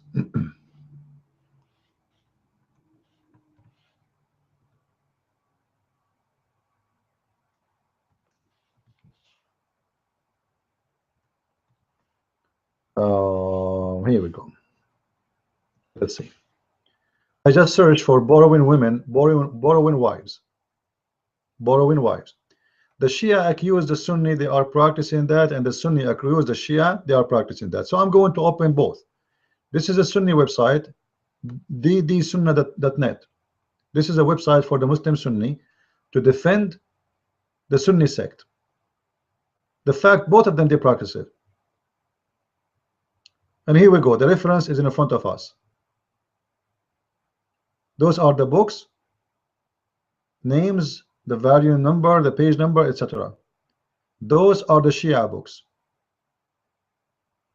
That a man he can exchange his wife with any Muslim brother he want, which means I give you my wife, you give me your wife. However, this is not only for the Shia, it is for the Sunni too.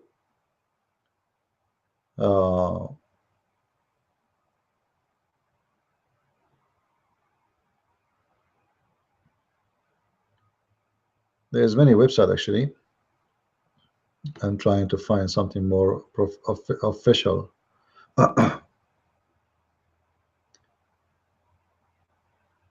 Anyway, there's tons of you know, and there's something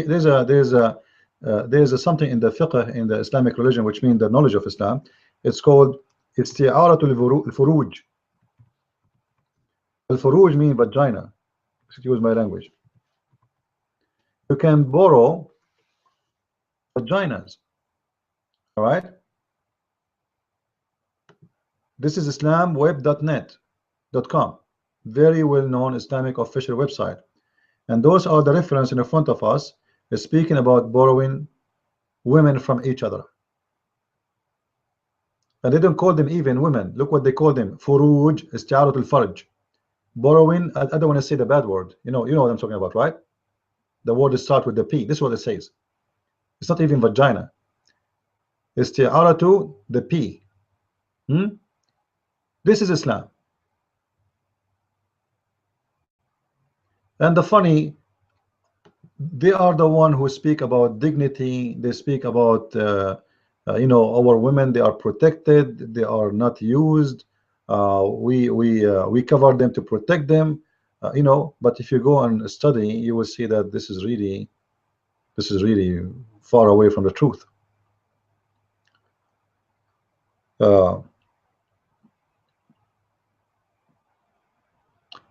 Anyway, let's see if we have any any question here.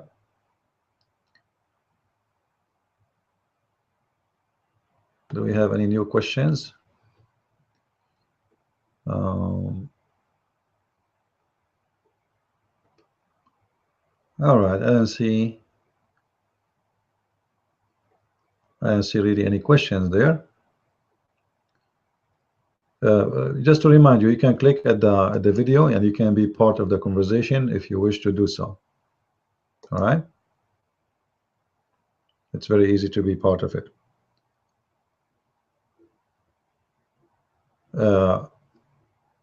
The more you study this religion, you see, we were talking about prostitution, and we said that we don't really judge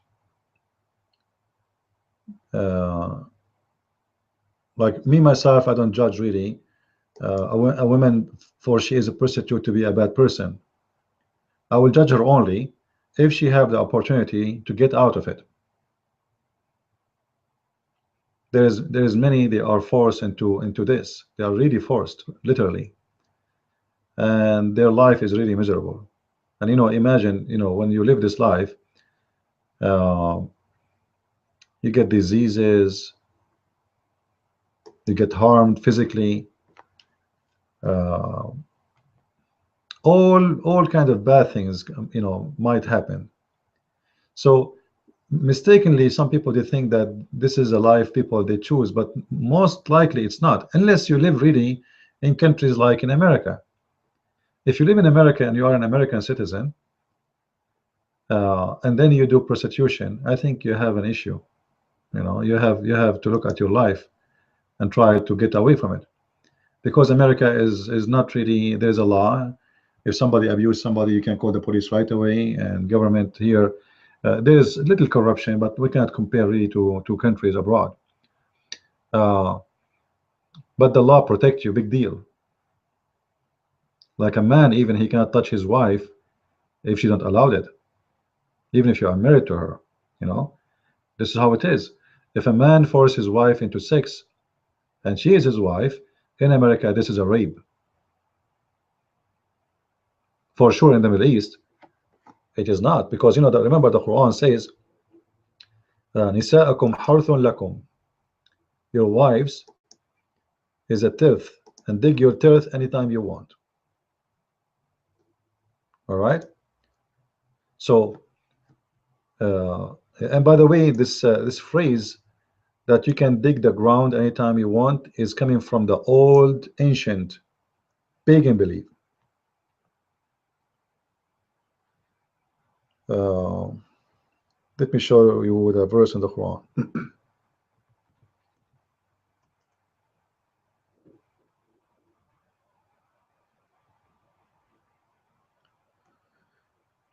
Here we go. Let us go.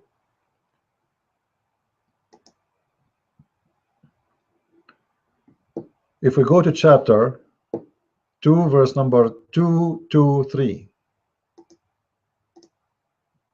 All right. And I will make it big so we can see it better.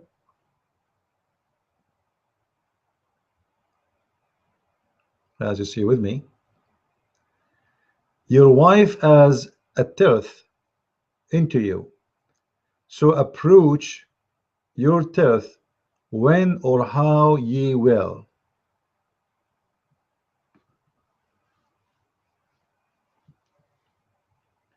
What tilth mean? Anybody can tell me what the word tilth mean? I'm going to post this in Google to get the dictionary meaning. Remember, I'm using the Muslim translation, not my translation.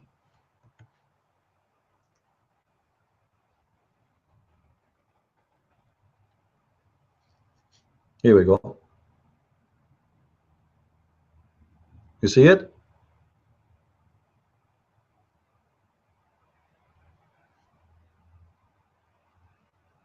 Women is the same as a floor. You step in it anytime you want.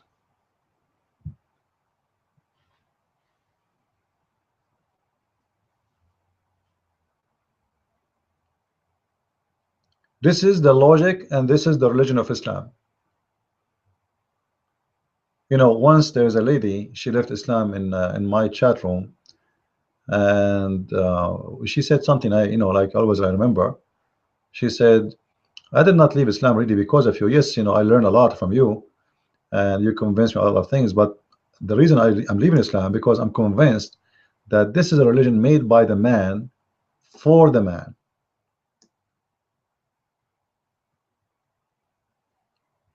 This is a religion made by the man for the man. It's not made for the women. Look, the Quran does not say to the women, your men is the same as tilth for you. You know, approach your tilth anytime you want. No, this is only for the men. The men, they can approach you anytime they want, but you cannot approach your man anytime you want. And the Quran, considering the women as a tilth, what is it, the ground? No, it's not a pillow. Blow. Oh, okay. As you see in the dictionary, for me actually, the word harth in Arabic is not even a soil. You know, when you do, I'm trying to find the exact word in English. If you are a farmer, in old days, you know, they use the cow or the horse or a donkey, and then behind they have like a sharp metal go in the ground. You know what I'm talking about, guys? The one you dig the ground with it so you can do your farming and you can put your seeds. That's exactly what the tilth mean. So you want to dig in the ground with the tilth. with the tools of death, sorry, the tools of digging. It's not the soul itself. You want to dig in it, go ahead and dig. Approach her anytime you want. Step in her anytime you want. But Quran does not give equal rights to the Muslim women. The Muslim woman is a turf, but the Muslim man is not.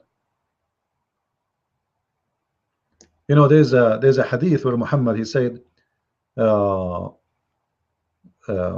if a woman, she was invited to the bed and she didn't come to her husband, Allah and the angels will curse her all night. Let me see if I can find the hadith for you.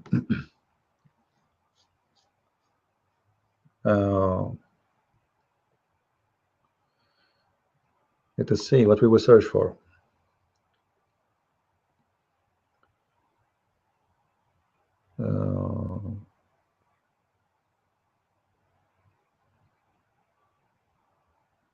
I need to remember the hadith. This is why I find them actually, because numbers are not really, but I cannot remember exactly what the hadith is saying.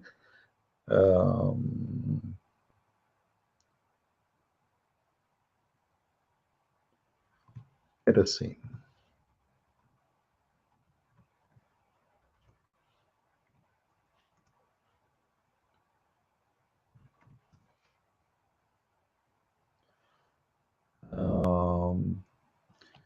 Let us try different phrase.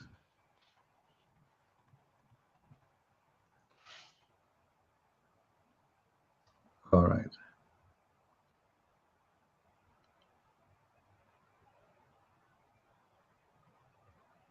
That will be hard to find actually, because this word exists everywhere.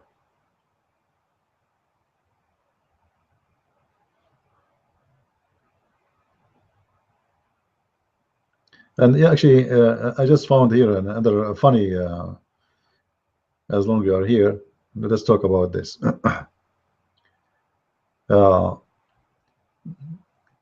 If any of you, if any female,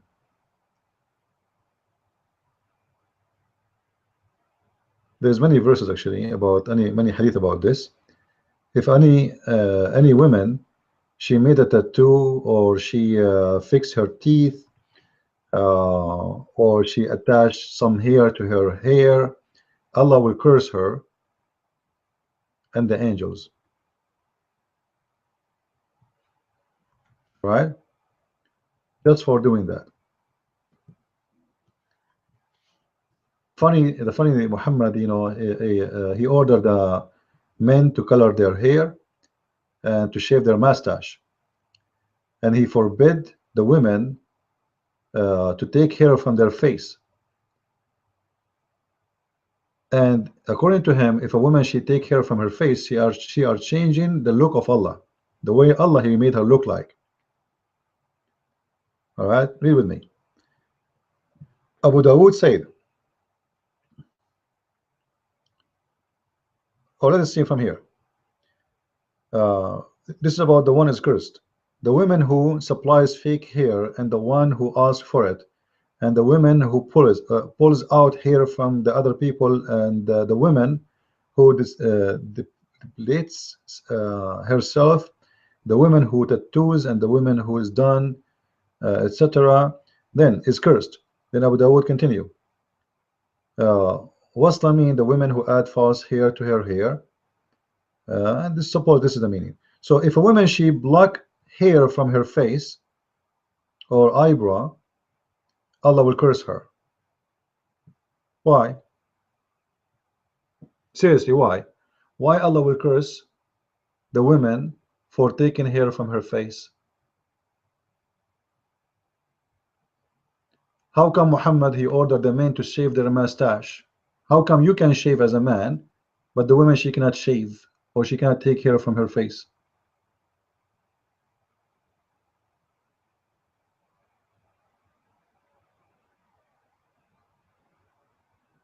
You see, all those hadith is about the same story.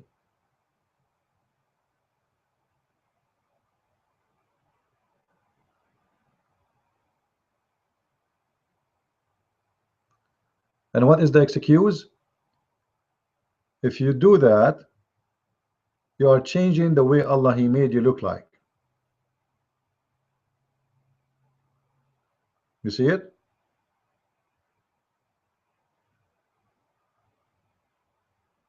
Because it says here, such a woman as alter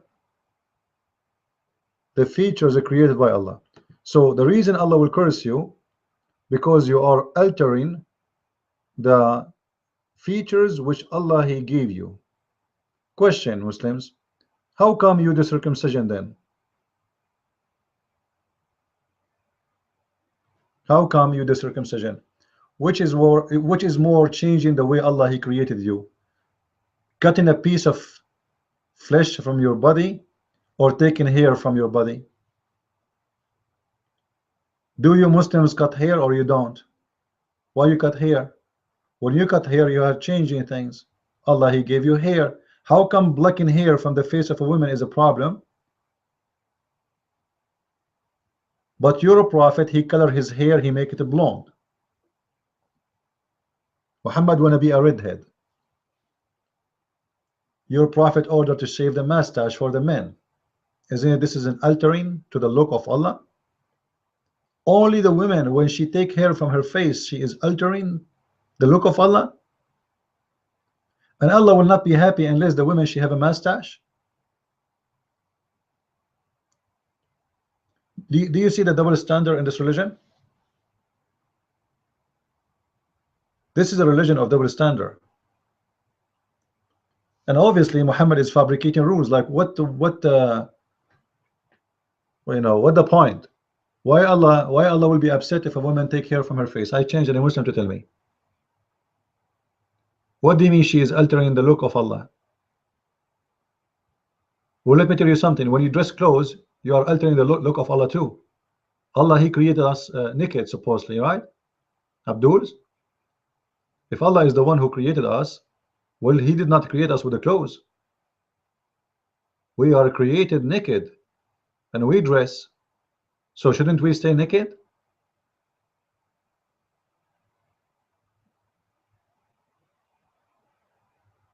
Huh?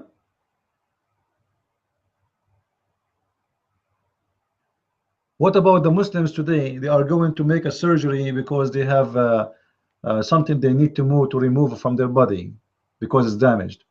Is it allowed? Isn't this is altering the way Allah He? You see the hypocrisy of this religion? The woman is the problem. If she take hair from her face, all the other things they do, it's not. As long it is the man who do it, it's okay. The man he can take hair from his face, it's fine. The man he can shave his mustache, it's fine. Even he can shave his beard, it's fine.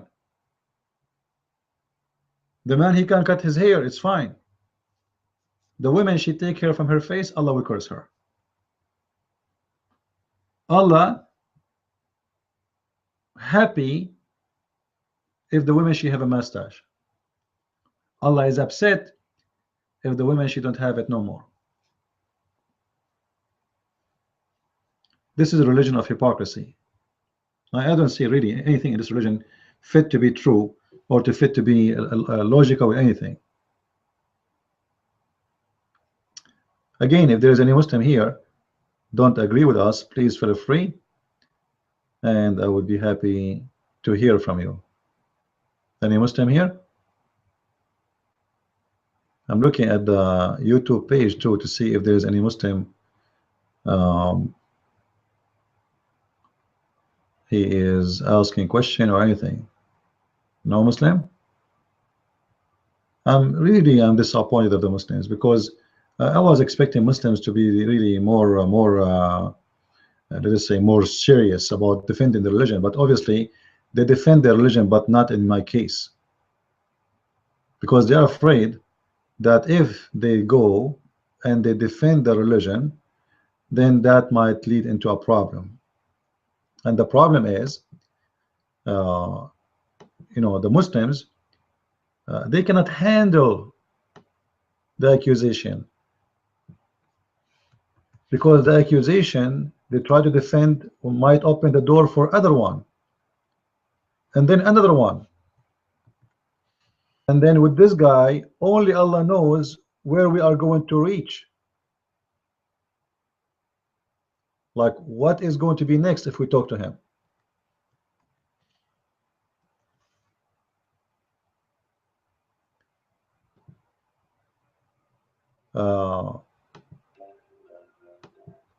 There is a video made by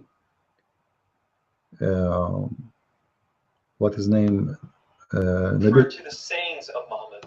Nabil Qurashi. You know Nabil Qurashi, right?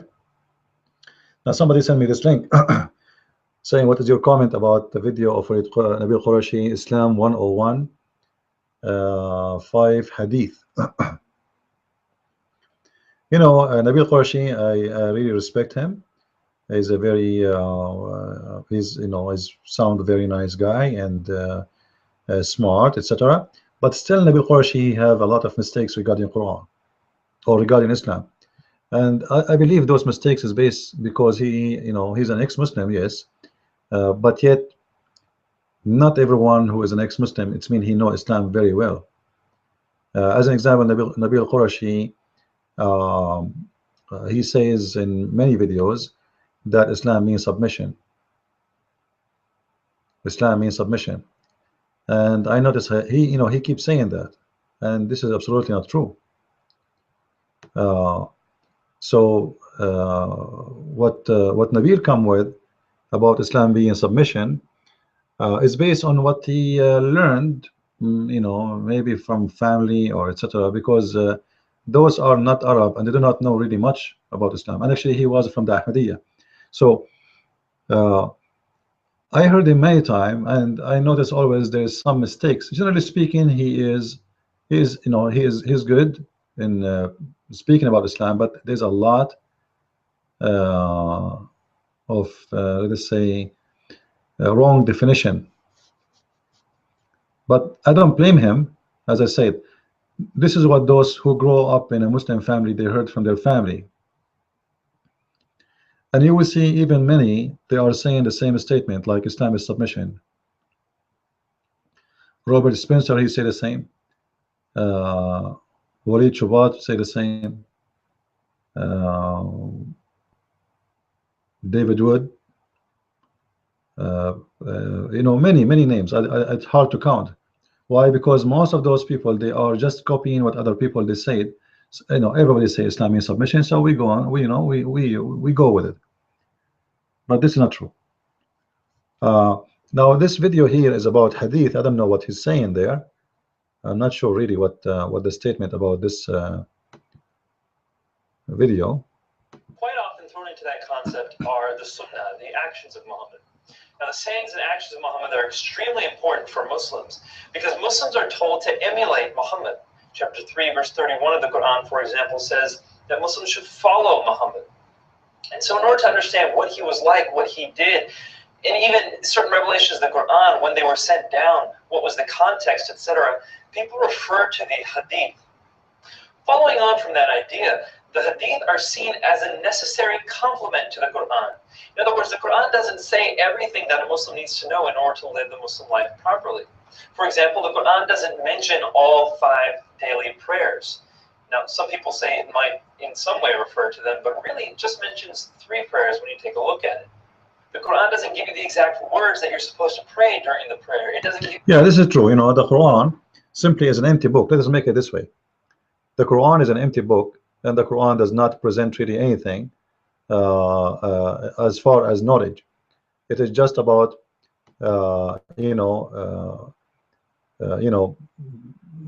generally speaking about things. And this is a proof that when Muslims they say to us that Quran is the book of God, that can't be true because there is a problem there. The problem is very simple.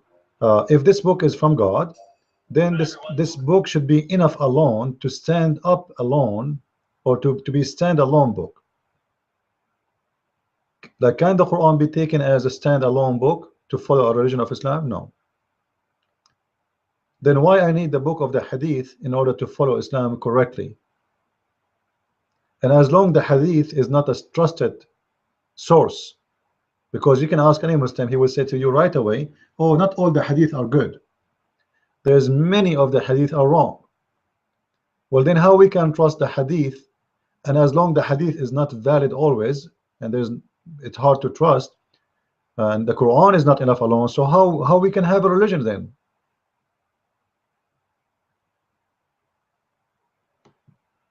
You know what I mean? How we can have a religion if we don't have a trusted source to follow? Quran is not enough, hadith cannot be trusted, so what we would do? And the funny, the Quran says that there's a verse in the Quran says, today Allah, He completed His favor upon you and He accepted Islam as a religion for you.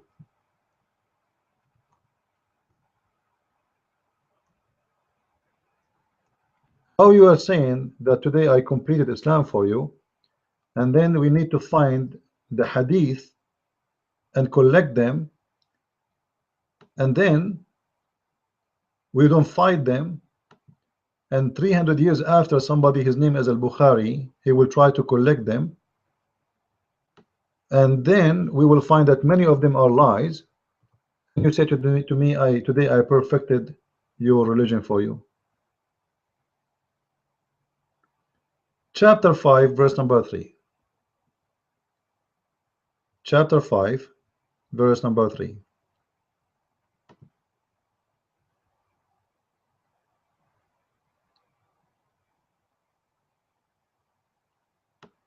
I will take the translation of Yusuf Ali.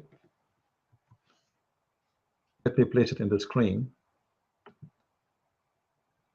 so we can analyze this funny joke, because obviously it is a joke.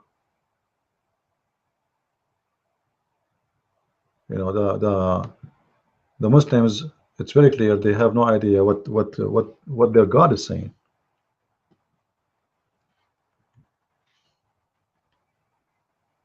Again, this is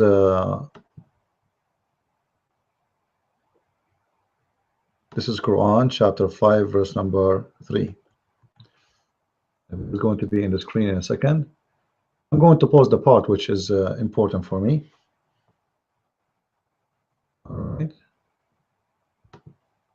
there we go. This day, read with me please.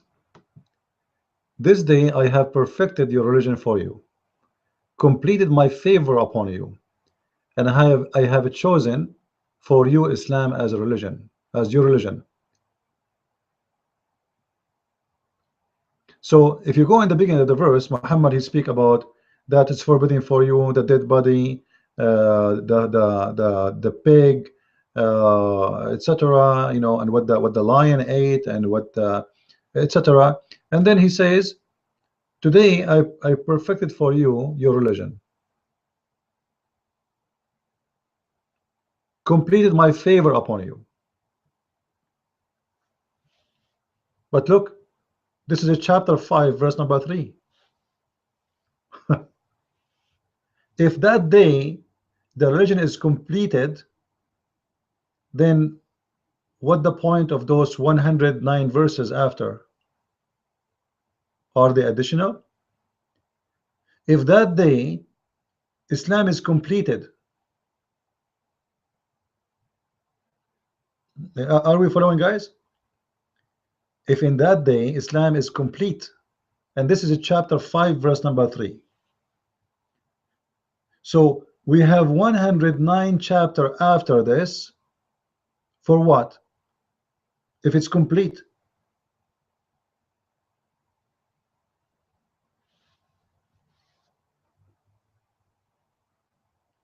the only answer for this, that this verse was supposed to be the last verse in the Quran.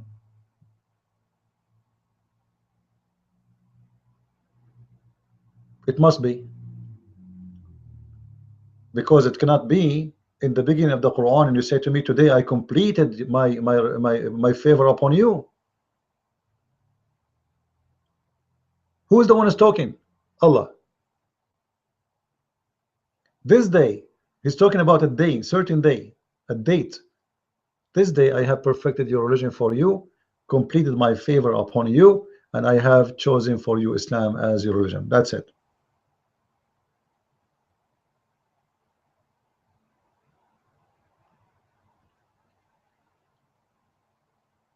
You see why we say that this religion doesn't make sense?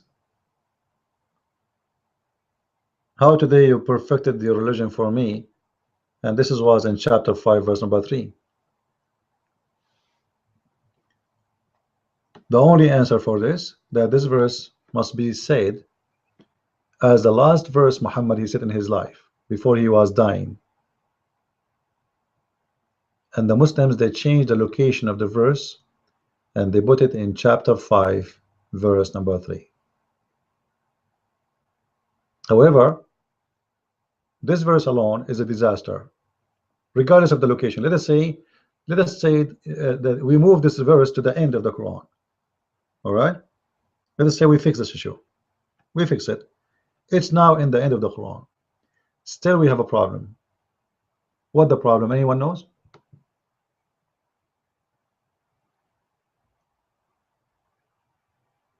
Anyone knows what the problem with this verse? We were talking about it before we switch here. Because if the religion is perfected and completed, so what the point of the hadith? The news of completing Islam is in the Quran. It's not in the hadith. Which means the complete religion of Islam, it must be in the Quran.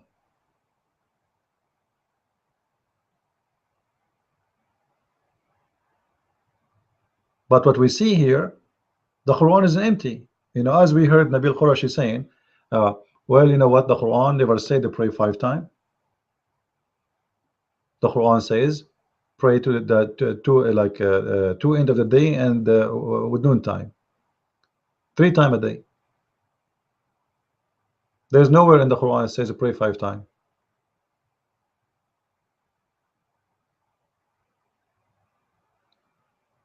There's nowhere in the Quran it says how to do wudu, ablution, how to pray, how to stand up, how to sit down, what to say, what not to say. Nothing. The Quran is an empty book. Like where we can find the stoning of death in the Quran. Oh, I forgot the goat ate the verse. So those verses we see in front of us simply present a big problems in Islam, and Muslims, they cannot really explain to us. The only explanation the Muslims will come with, they will say, you know what, Quran did not came as one point at a time, and like one verse here, one verse there, one verse, etc. And then after that, the Prophet decide where to put those verses. If I go by this, that will make it even more troubling. Because why the Prophet he put the verse where it says, I completed my favor upon you today, in the beginning of the Quran?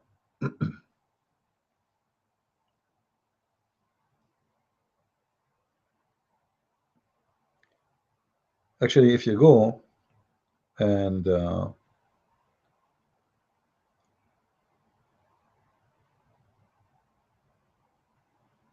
if you go and ask any Muslim, and actually all of you, you know the story.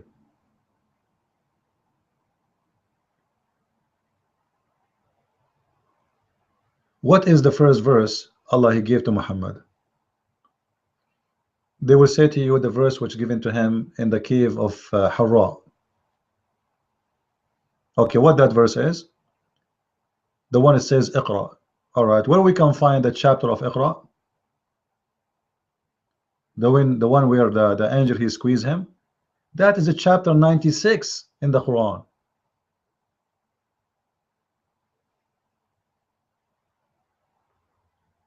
The chapter number 1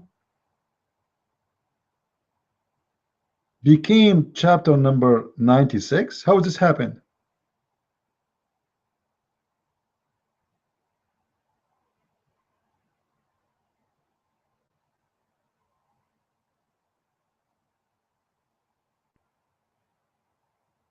Any Muslim can tell me how this happened?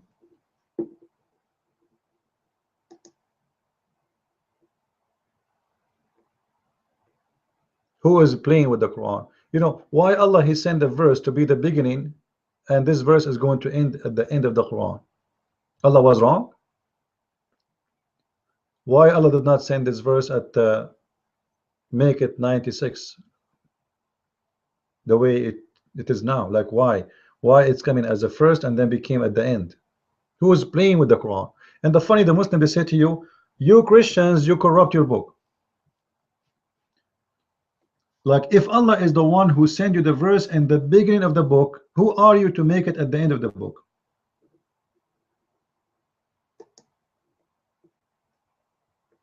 If there's any Muslim here with us, can tell us. If Allah is the one who gave you the book in that order, that this is number 1 chapter, who are you to change it?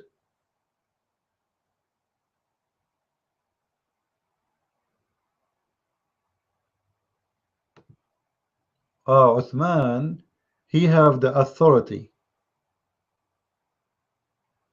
Uthman, he have the authority, and he can change whatever he want. Uthman is God. Allah was wrong. The verse here fit better.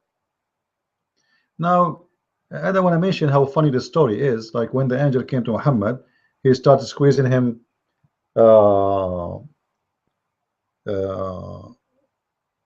squeezing him 3 times, and he keeps saying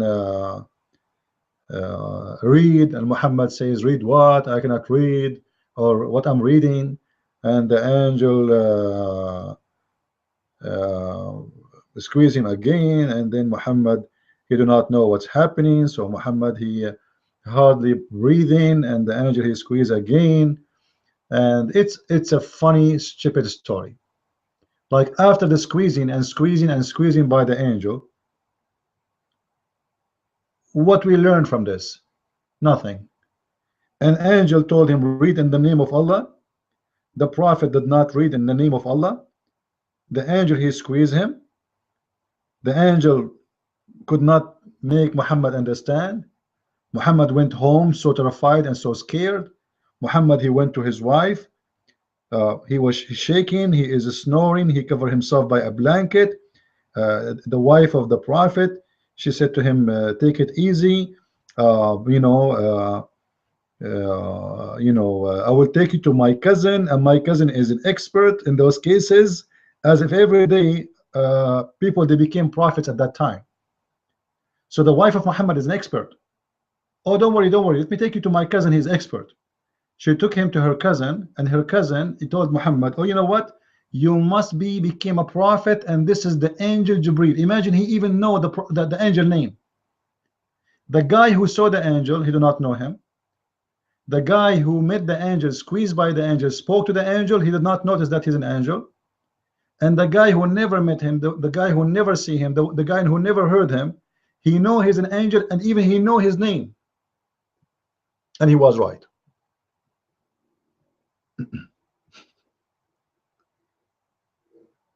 Isn't it amazing? Princess saying, what Islam mean? All right, we answered this question many times, but I assume that always we have a new people here listening, so I don't mind really to answer such a question. You see, we were talking about brother Nabil Qurashi and others who keep saying that the word or Islam means submission, and I told you that this is not true. You know, the Islam have nothing to do with the word submission, and that's not even close. The word Islam means, you know, you surrender. All right, you surrender.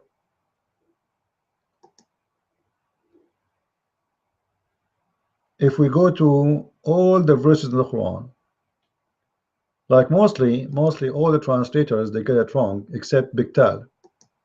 Let me show you. If we take chapter 2 verse number 112, chapter 2 verse 112,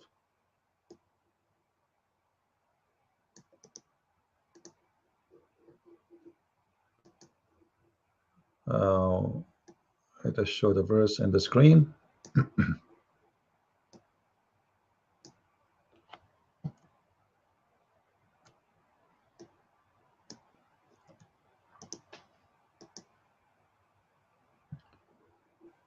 I hope it's clear.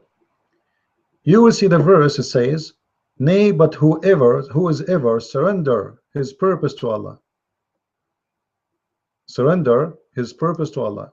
So what the word surrender here, translating what? The word aslam. The word aslam. It's not submission. So this translator, strangely, he got it right. Maybe he asked someone, he is expert in the Arabic language, and he told him that the correct word is to say surrender. Now there's a verse actually to prove my point, to make it more clear. If you go to chapter 49, verse number 14, and let us go there.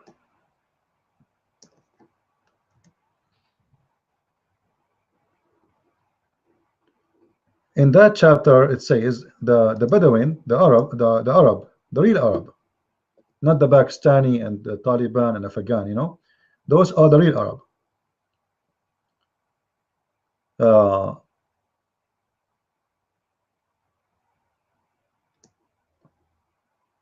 The real Arab, they said to Muhammad, we believe, we are believers. Muhammad said to them, well, you know what? Don't say you believe, say we surrender.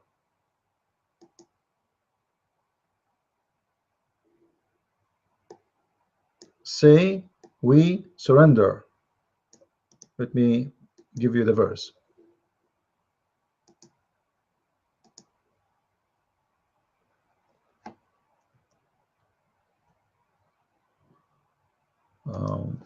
Okay, here.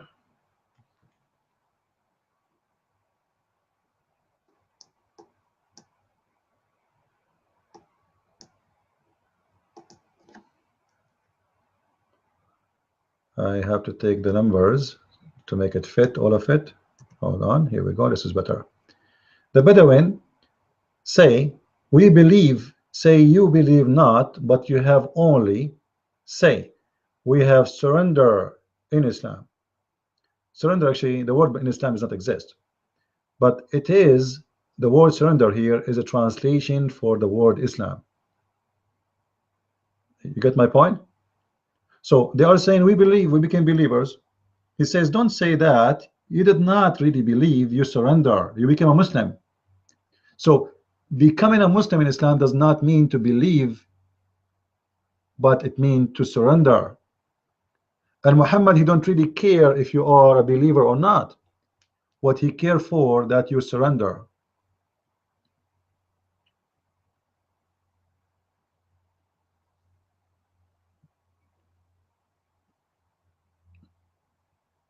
And here, this is will be like a question, will lead to many questions. The Muslims, they say to you that the Quran was an amazing book, and the Quran, even Allah in the time of Muhammad, he made a challenge. Who can make Quran like this? Who can make what? Who can make Quran like this? And the Arab, they cannot make Quran like this. But hold on, if the Quran alone is amazing miracle, how come the Arab are not convinced?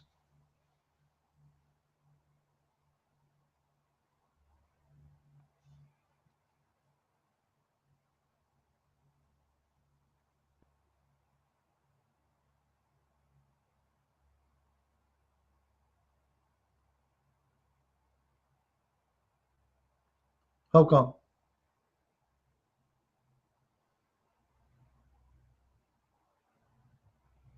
Why the Muslim, why those Arab they are surrendering to Islam, but they don't believe. They don't believe in the Quran to be a miracle.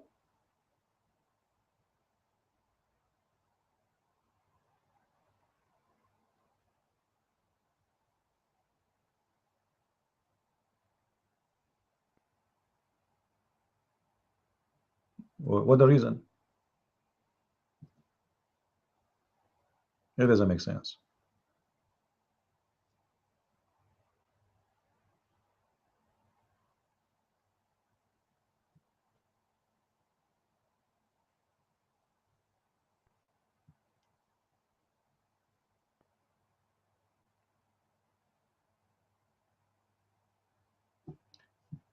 Any Muslim here?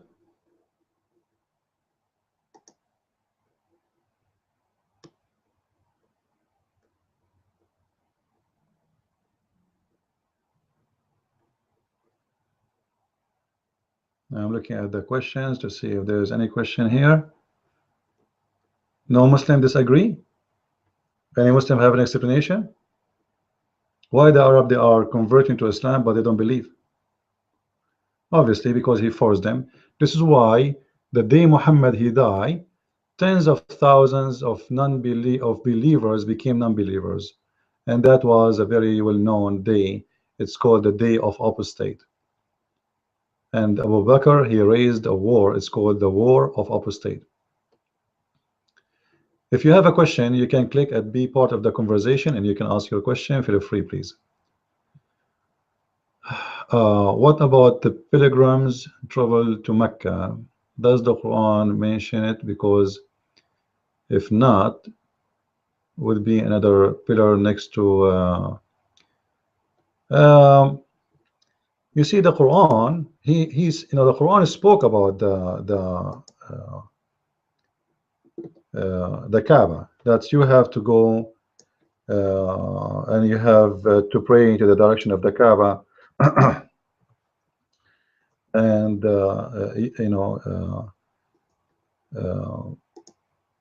Kaaba is a location where every Muslim have to pray to, but the Hajj itself is not really something explained, or there is let us say there's an order to do, but there is some verses speaking about how important the Kaaba, and but how you go, how you do Hajj, how you visit the Hajj,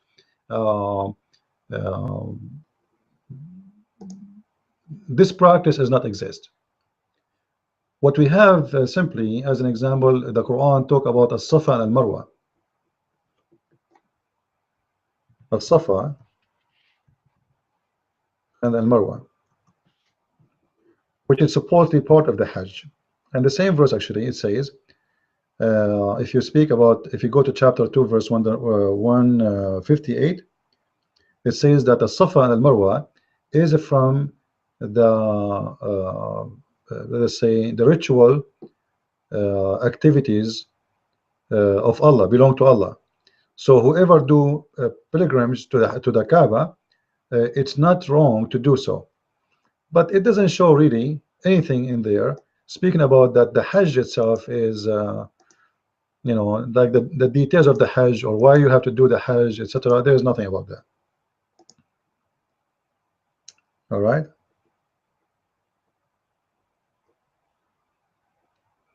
Like in chapter 2 verse 150, is speaking about the direction of the prayer for the Muslims.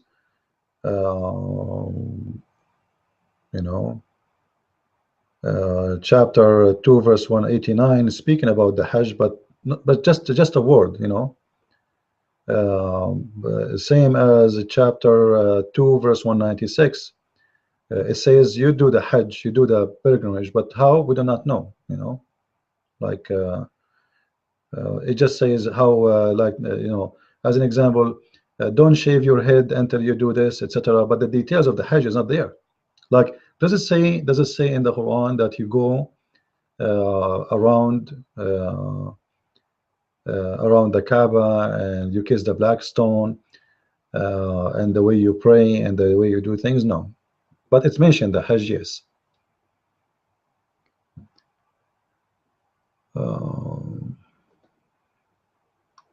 Any other question?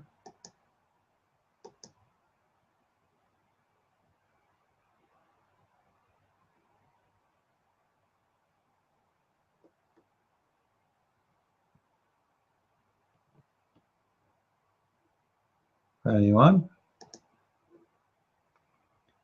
And by the way, when we speak about the Safa and Marwa, we need to ask ourselves why the Safa and Marwa is part of the Hajj. The Safa and Marwa, it was a ritual of the pagans where a man and a woman, they had sex in the Kaaba, and supposedly those people, they made a statues for them, one in As-Safa and one in Al-Marwa. And then when Muhammad, he told them to practice it, the Muslims were not happy with it, and they said, why we should practice it? This is not a pagan. So Muhammad, he made a verse saying to them, it is As-Safa and Al-Marwa is from the ritual and the practice of Hajj in Islam. But why? I changed the Muslim to tell me why. Everybody knows that this was part of the pagan belief. Let me show it to you in the screen so people will not say I'm making things up.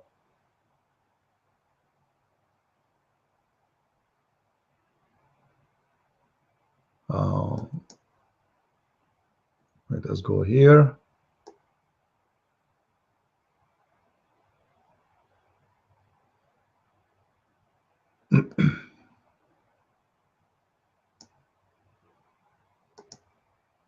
All right, this is the official government website of Jordan.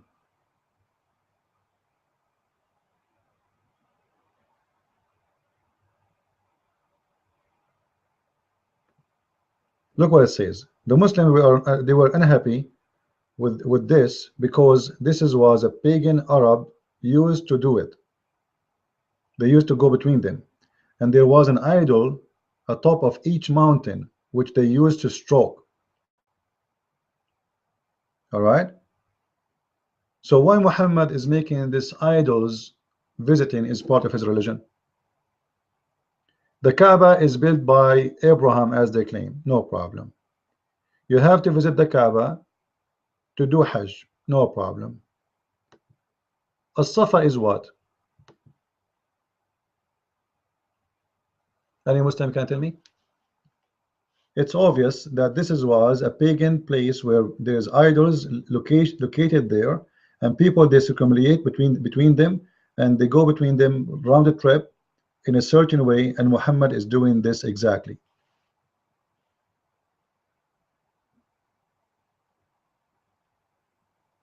And then Muhammad, he's saying that this is considered to be a pillars of the Hajj. Why? Any Muslim can tell me? Simply what Muhammad trying to do, he's trying to make the Arab happy. I'm not taking all your religion and throwing it in the garbage. Here we go. You have the Kaaba, I will keep the Kaaba. You have the black stone, I will kiss the black stone. You have the pagans belief of As-Safa and Marwa, I will keep As-Safa and Marwa. And whatever you have, I will keep. What Muhammad took, he took some idols, but he kept the rest. As-Safa and Marwa is nothing but a shameful behavior, because simply, and by the way, As-Safa and Marwa is a sexual belief, because people believe that As-Safa and Marwa, it was for a man and a woman. Isaf and Naila. Isaf is the guy, Naila is the girl. Both of them, they have sex in the Kaaba. All right. Both of them, they have sex in the Kaaba, and they made a statues for them. Let me show you from the book of Asbab al-Nuzul, which means the reason for the verses to come.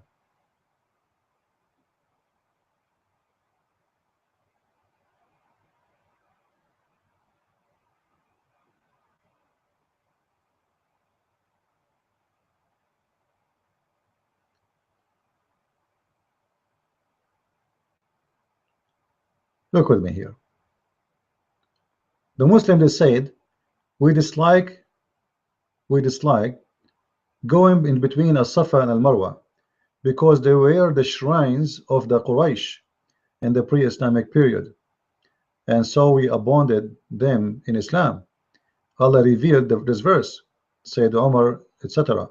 I asked Omar about this verse, etc., etc. He said there was uh, on Al-Safa an idol in the form of a man called Isaf, and in the Al-Marwa an idol in a form of a woman called Naila. And the people of the book claim that those two had committed adultery in the Kaaba, and as punishment Allah turned them into two stones. This is absolutely is a fabrication, because people of the book is the Christian and the Jews. We are not people who believe in the Kaaba anyway, and we have nothing to do with this garbage. But based in all historian books, Islamic books, that it's true that there is a status for Isaf, which is a man, and Naila, which is a woman, and those two statues are naked, showing their private parts with no clothes.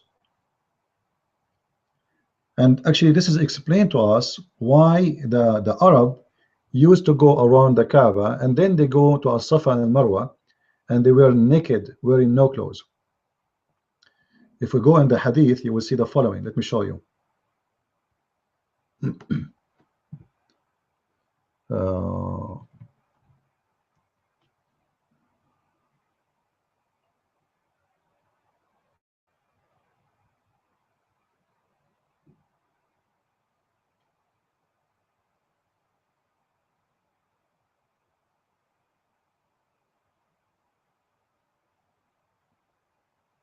Here we go.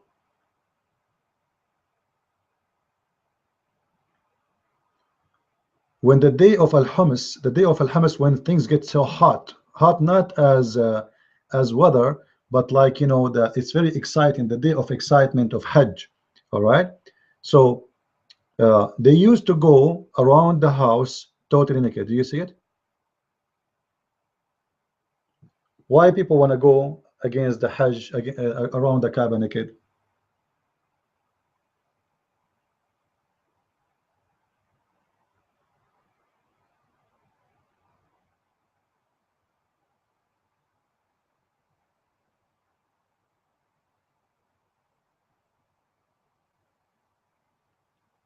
Any Muslim can tell us?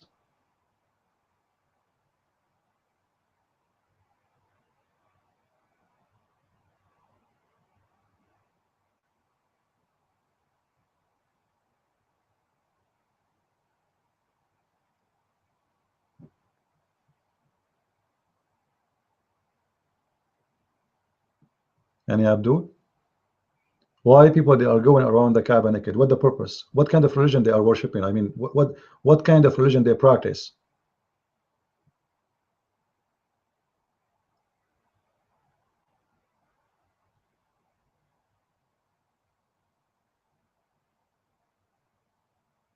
Obviously, this is a sexual religion.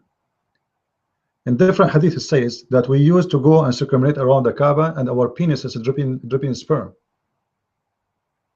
Our private parts dripping sperm, which means they are having sex. Let me show you the hadith.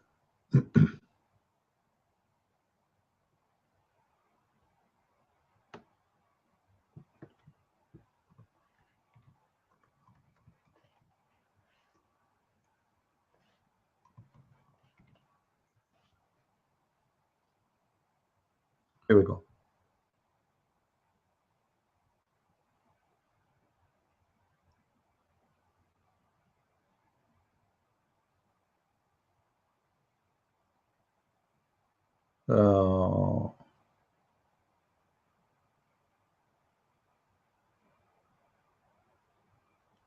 You see, the translation is very, very funny, because in Arabic it says, just this is why I say Muslims are not truthful. It says here, فَنَخْرُجُ إِلَيْهَا وَمَذَاكِرُنَا تَقْطُرُ مُنِيًا, which mean we go out to the Hajj and our penises is dripping sperm, but I don't see it here. Oh, here we go. Actually, it's here. All right, here we go. We go until we arrive into Arafah, and we will G out with our male organs dripping with the semen. Like, why they are circling around the Kaaba and going to the Hajj, and what do you mean your penis is dripping semen? What does that mean? Why somebody is doing Hajj, praying to Allah around the Kaaba, and his penis is dripping sperm? So we have people going naked around the Kaaba, naked with no clothes. When we say no clothes, no clothes. When strangers, they are not from Mecca, they come to the Kaaba,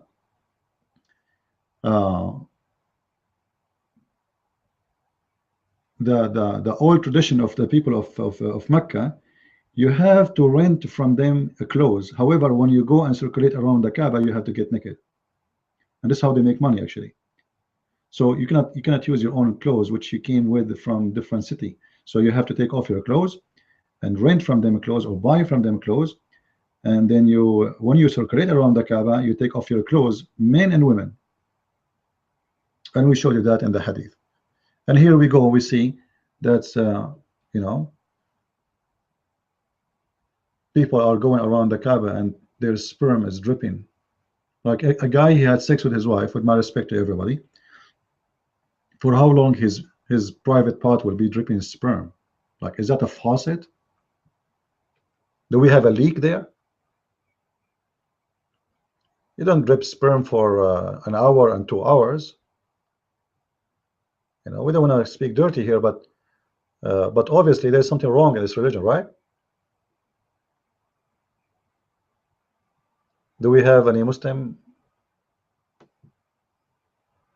don't agree?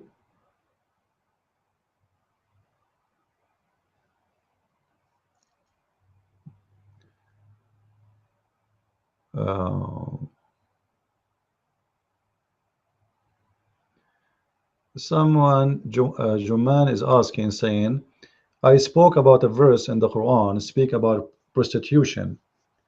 Can Muslims come with different something against it? No, this is the verse in the Quran speaking about prostitution, and that's it. And the Quran obviously saying clearly that you see, if you go to the Quran, there we go, I will go in front of your eyes. The word prostitution is the word al-bagha. And actually by speaking about that, sorry for this,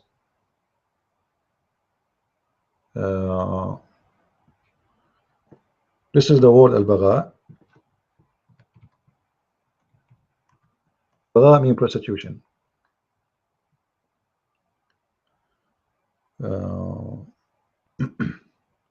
Here we go. It's in the front of your eyes. I think it's clear, right? This is al-bagha. This is a prostitution. If we search in the Quran about the word bagha, we will find it exists, but in different verse about Mary. But it's coming as the word baghiya. But the Muslim, they don't, because they are liars when they translate. They don't translate the word accurately. They translate as she was a chaste. All right.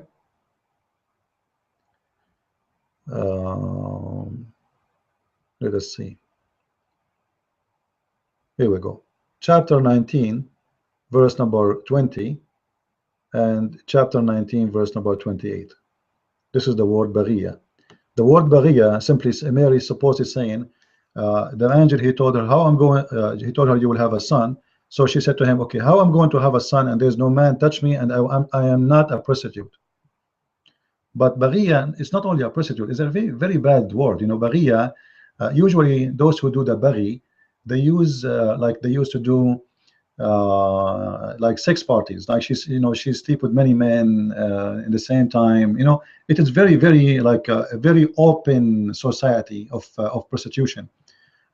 So the Muslims, because they don't want to use it here, they falsely gave a false translation. So if you click at all the translation you have, you will not see the word prostitute exist.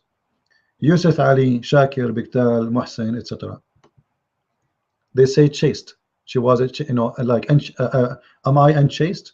Look how they translate the word prostitute or a hooker in the street language. They translate it as unchaste, but this is not true. This was actually my coming project I'm working in.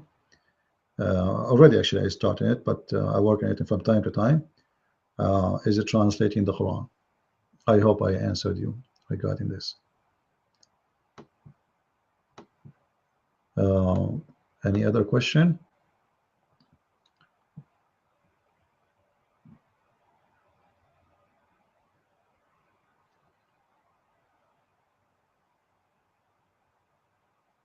We answered the Hajj to the Kaaba. Yes, it's in the Quran, but there's no details of it.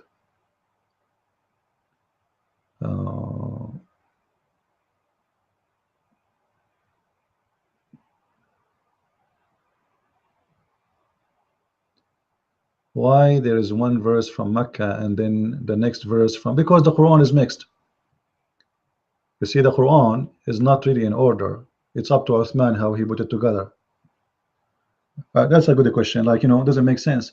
If Muhammad was in two different cities and he lived there for long, Muhammad, he lived in the Medina for many years. So how come one verse is made in Mecca and then the verse after it is in Al-Medina? It doesn't make sense. Like if Muhammad was going backward forward between the two cities and maybe happening in the same day, we can let it go. But this guy, he stayed there for many years. So how come one day one verse is from Mecca and the other verse is from Medina? Because simply the Muslims are collecting verses and they are pushing those verses wherever they like. So who remember a verse, guys? Who remember a verse? I remember a verse. What is the verse? You say it. Oh, you know what? We will put this one in the chapter of At-Tawbah. Who else? You remember a verse? Okay, this one we will put it in the chapter of the cow. This is why there's no connection between the verse before it and the verse after it. Actually, there's no real connection. Most of the Quran, if you read, you will see 1 second he is speaking about Solomon, the second after he is speaking about Jesus, the second after he's speaking about different people. There's no connection. There's no connection in the logic. There's no connection in the story, and they don't have anything to do with each other.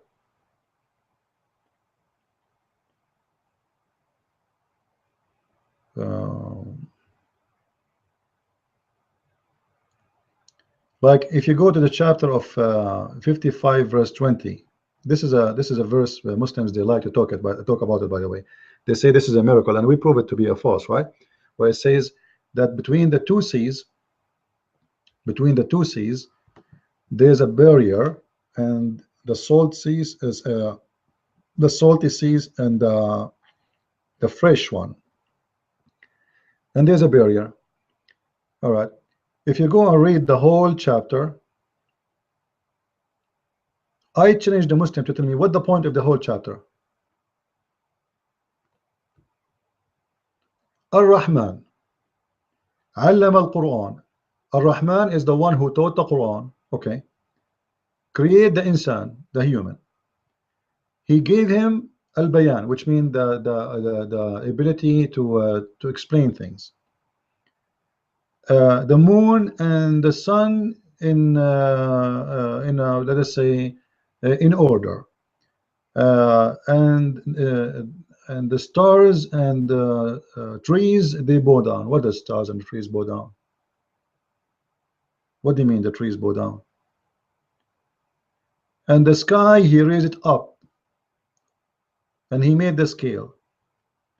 And the scale is simply the one you use for vegetables. The one you use for the weight. This is what he's talking about. This is why he says, and don't be balance with the mizan, which means the scale for goods. So what does have mizan here to do with the sky? And what does the one have to do with the one before it? And be careful with the scale you use for your goods, and don't make it less weight. Like what this have to do with this? Then he continue, he jump, and the earth and the animals and the people, you know, like what is that? This earth have fruits, palm date, you know. Let me show you like in English maybe, because so you can follow with me better.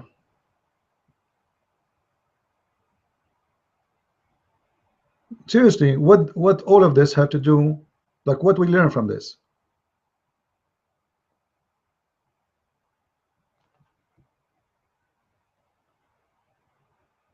Read it. There's no point.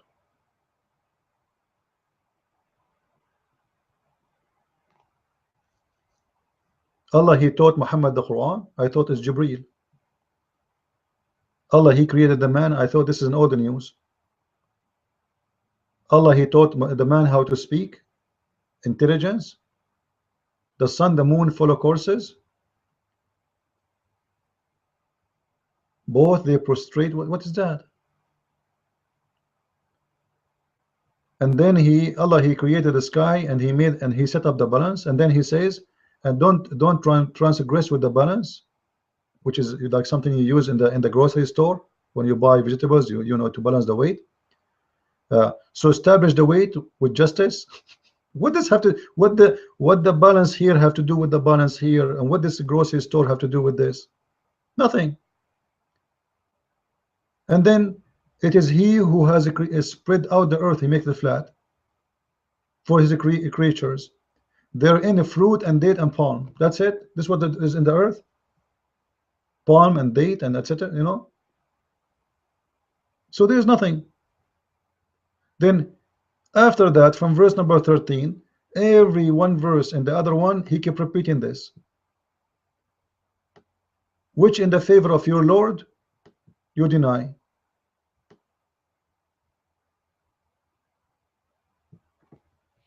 You see it? Here we go. Again, repeat it again. Here we go. Repeat it again. Because he had nothing to say. He just to line up the words. He is out of words. Look, in the beginning he was not saying the same sentence until the verse number 13. And then from verse number 13 he starts saying, and which in the favor of your Lord you will deny. And then he said two words. And then he say the same, which in the favor of your Lord you deny. He is the Lord of the two east. The two east, there's no two east. This is coming from the old legends. There's no two east. Since when we have two east? There's two east and there's two west. According to the old legends, there's east of the winter and there's east of the summer, because they could not explain why the sun rays in certain time early and sometimes in certain time late. Let us say, how did they become long and how did they become short? So the old Arab and the old people, they believe that there is two east and two west. Those are not the same west, because why as an example in the month of August the sun will set down let us say 8 o'clock, and why it's going to set down in the month of December at 4 o'clock? So it must be two east and two west, and Allah is copying the same lie, the same imagination. And then he repeat himself again. Then in what which in the favor of your Lord you deny. And then he has let the two bodies of flowing water meeting together. Between them there is a barrier which they do not transgress. The Muslims, they say it's a miracle because this is about the fresh water and the salty water, and they're proving by science that this is fresh water and salty water don't mix. Actually, the word barrier here is barzakh. The word barrier is a barzakh.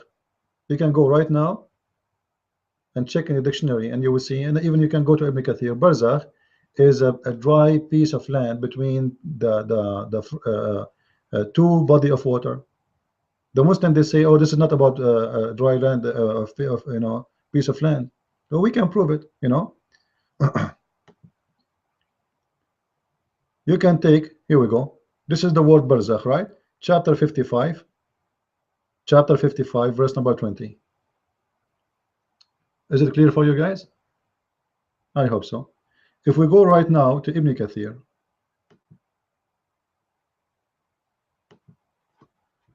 Ibn Kathir. Oh, I'm typing in Arab, sorry. Well, still is going, no problem, that's good.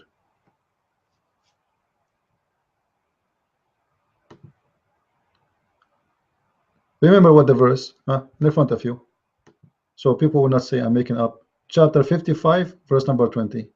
All right, 55, 20. This is Ibn Kathir. We go to verse number 55.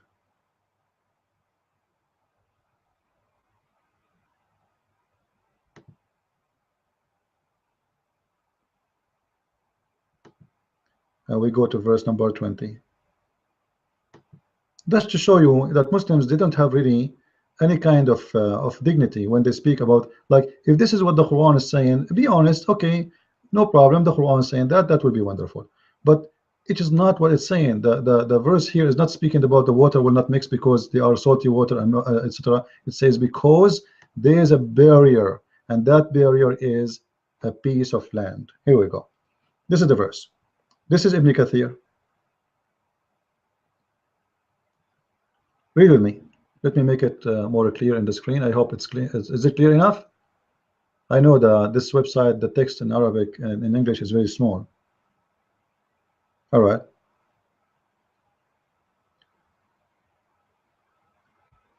And it is he who has let free two seas, and this is a different verse, by the way, and the verse we mentioned, both of them, they say the same. The water is sweet water and salty water, and it has set a barrier, complete partition between them. Complete partition between them. What is that barrier? Is it what the Muslim says it's a miracle, the discovery science? No. Between them a barrier which none of them can transgress. No, this is not what the barrier of the ocean is. Salty water and fresh water, they mix always together. And he has placed a barrier of land between these two types of water. Do you see it? Do you see it in front of your eyes? They have tons of videos about the miracle of discovering that salty water and the fresh water, they don't mix. When the fact in Arabic, the word barzakh simply mean a piece of land which is barrier between both. I will put the magnifier, so here we go, to make it big. He has placed a barrier of land between these two types of water. So why they are lying? Why they are lying? If I take right now, if I take this name of this verse and post it in YouTube,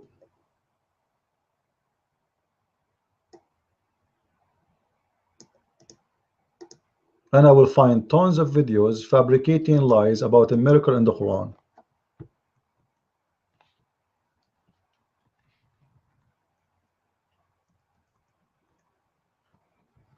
From Shabir Ali to Zakir Naik to Didat to all those potato tomato fabrication and lies.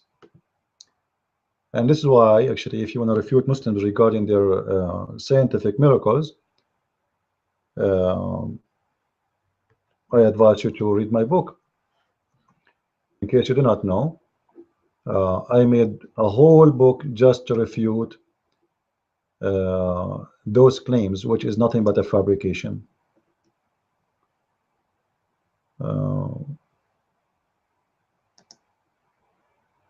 This is my book. I will put it for you on the screen. Quran and Science in Depth, you can get from Amazon. So if we go to YouTube right now and search for the two barrier, or between them a barrier, and just type the word Quran next to it, what we will find? We will find tons of YouTube. You see it? Video after video after video, endless videos. All of them speaking about the amazing miracle, the miracle of the two seas will not meet. When in fact it's nothing but a fabrication.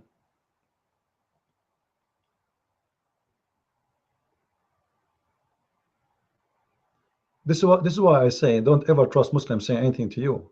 Those people, they've been ordered and they've been taught to lie, and they have no shame of it. Look at the titles. Close up, but they don't mix. Two waters, they don't mix. Actually, the verse itself is a mistake. Anyone knows what a mistake? Because the Quran claim that Allah, as we showed you from Ibn Kathir, that Allah, he put a barrier between the fresh water and the salty water, and that barrier is from land, as we showed you from Ibn Kathir. Here we go, in front of your eyes. All right? Okay. Well, is it true that there's a barrier between them and they will never transgress? Obviously, the one who wrote the Quran, he do not know that the salty water is where the fresh water is coming from. This is why he think they don't mix. And not only this, the fresh water, the rivers will go and end in the ocean. So they do transgress and they mix. They mix, big deal. If all the water of the rain stay in the rivers, we will have a flood between our houses, because the rivers is happen to be in the inhabitant area. But the river keep going and going and going until it enters the ocean. It doesn't stay in dry land. All rivers end in the ocean. And then the rain will happen by the sun will heat up the water, and the water will vibrate and go and become a steam, and then steam became a cloud, and the cloud come back and make a rain, and then the rain fell on us, and then we have a river, and the river go to the ocean. So the verse alone here proved to us a very ignorant scientific mistake. So instead of finding a science discovery, we'll find a disaster. This is why actually I advise you to read my book, which is called Quran and Science in Depth. And don't forget, after you read it, to make an honest review about it. If you don't like it, give it a bad review. You know, be honest. It's very good, say it's very good. It's very bad, say it's very bad. You know, I have two books for those who do not know, and my third book right now under proofreading, The Deception of Allah, and Quran and Science in Depth. So feel free to read any of them. All right. Do we have any question?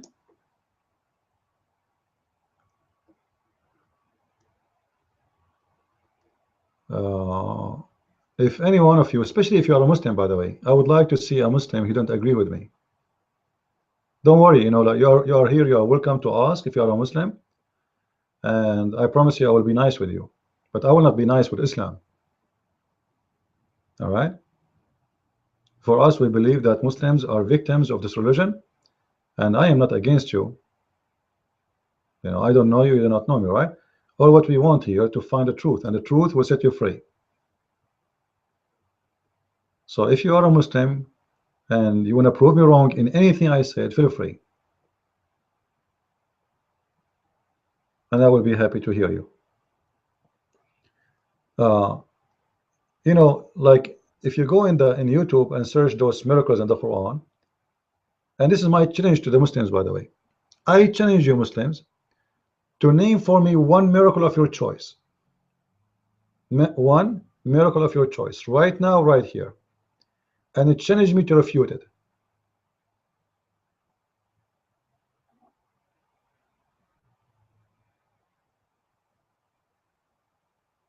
Challenge me to refute it. A question to Zakir Naik. Universal creation in the Quran. Chapter 22, verse number 30. All right. Let us see what the question is. Good evening, Dr. Sir. I am Raja, working as the executive, coming from Chennai.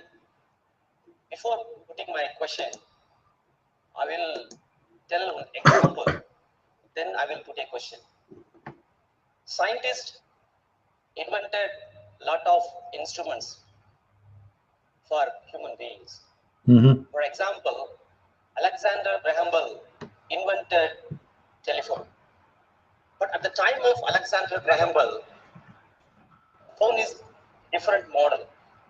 But in our modern 21st century, we are using mobile. We are sending emails, internet clippings, pictures all over the globe.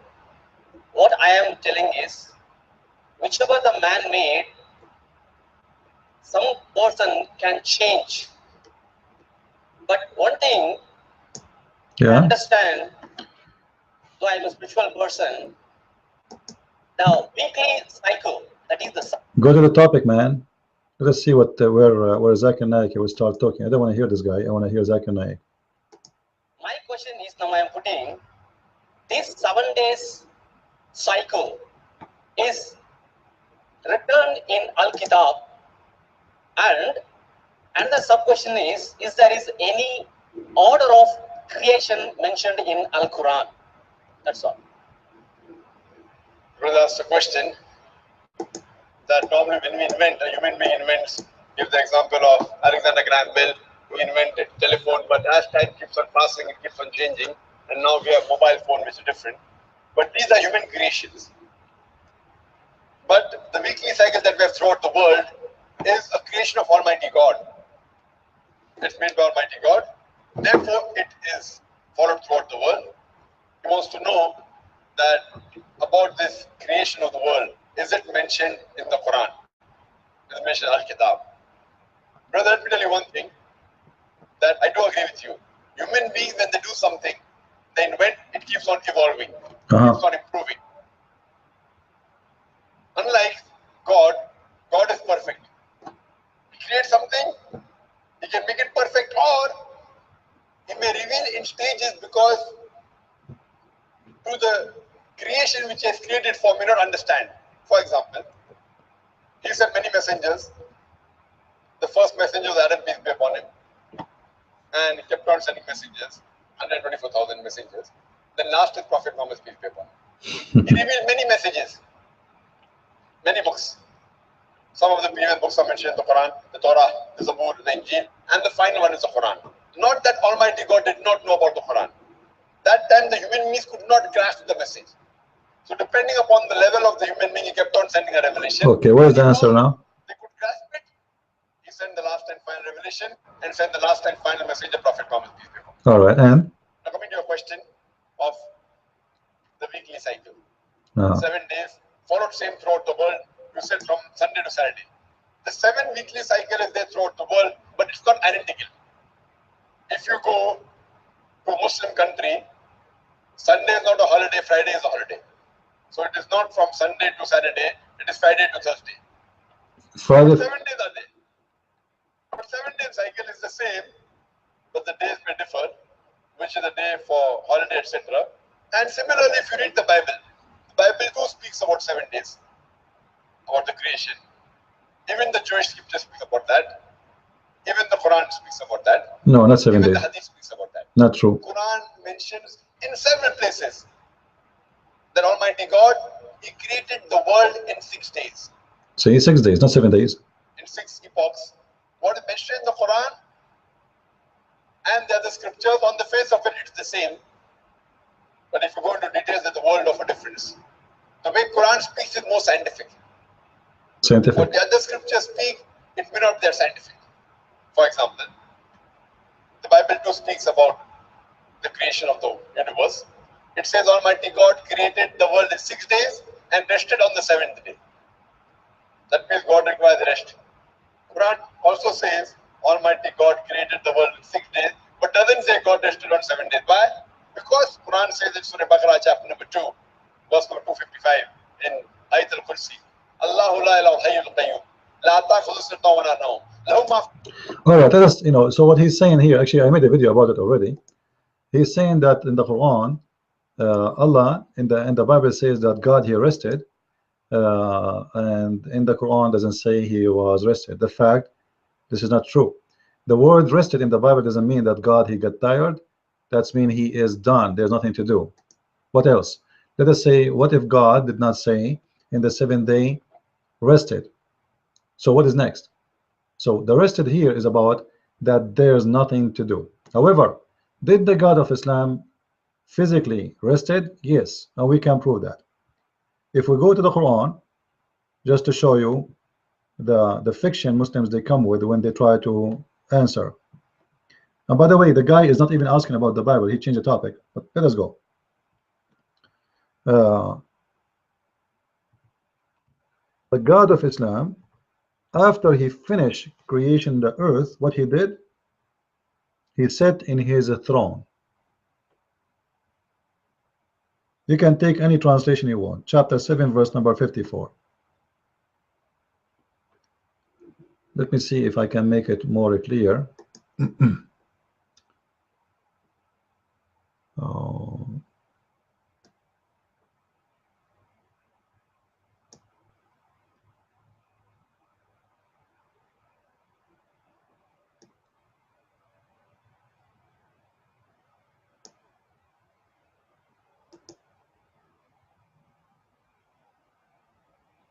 All right, let's see this.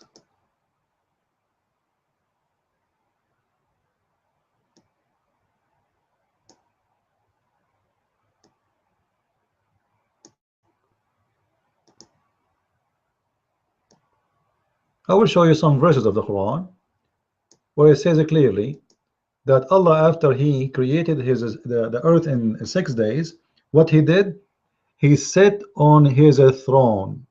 Okay, you're saying that the God of the Bible says God rested. Your God, after he created the earth and the heaven in 6 days, what he did, he sat in his throne. Why he sat? Why he's going back anywhere? I mean, are you tired? When somebody sit in a chair, for what reason?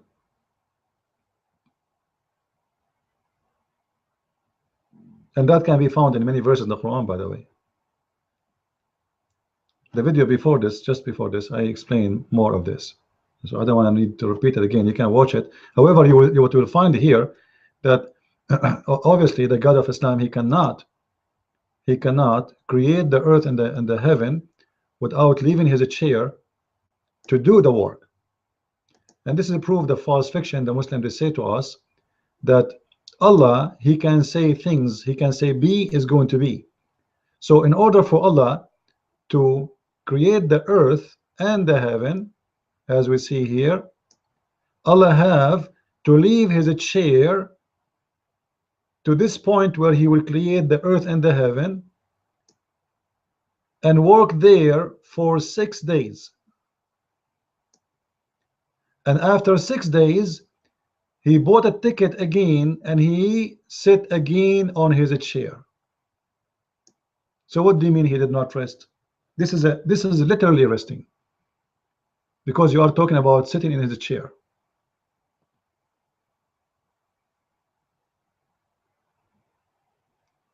Same time, if the Muslim they say to us that Allah, if you want to create something, he say be is going to be.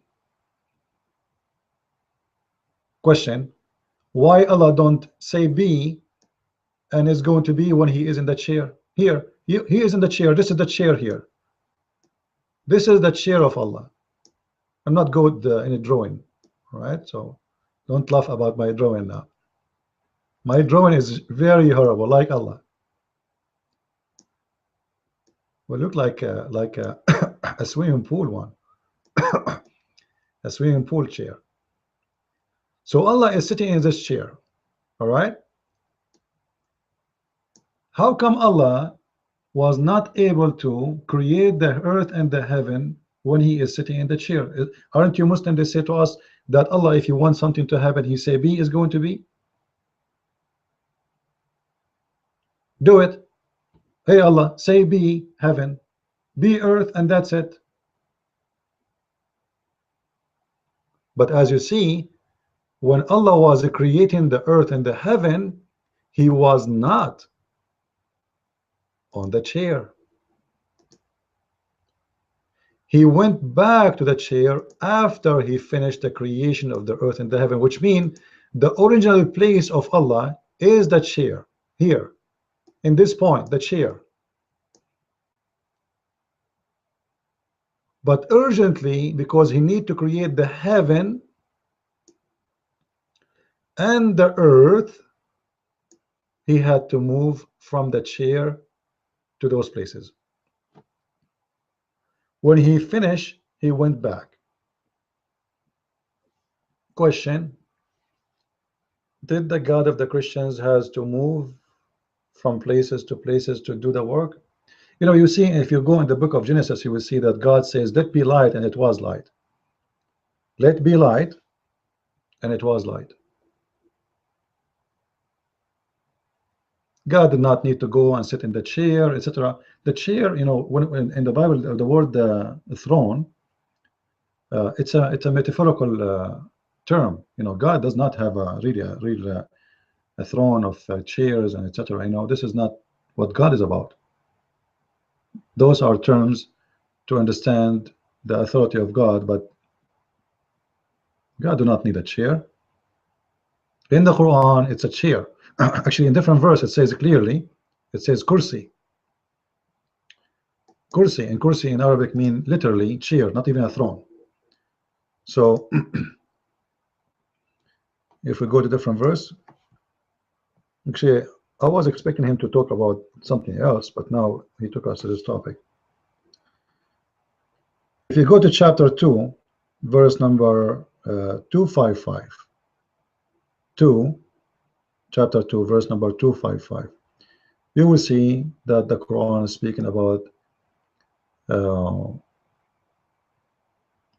the chair of Allah.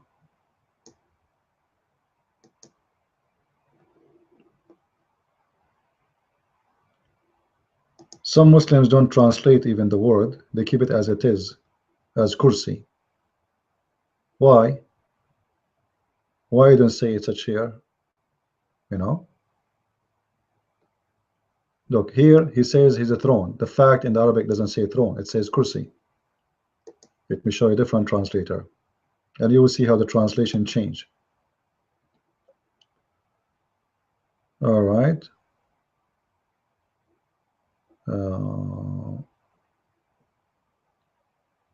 Where is his where is his kursi? I don't see it.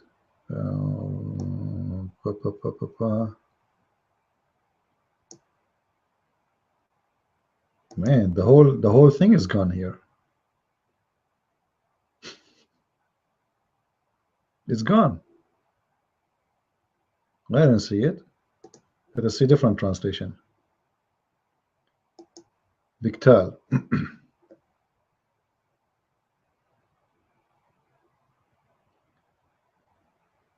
What's happening here? Like, where is? Like, I thought I'm clicking a different verse, wrong verse or something. I don't see it. They ate the word. Where is his chair? Oh, he's a throne. See, he's a throne. False. Very false.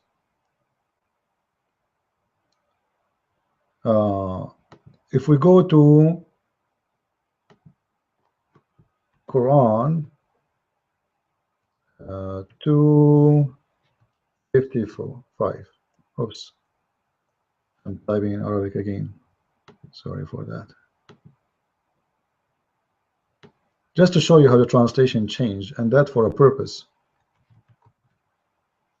255.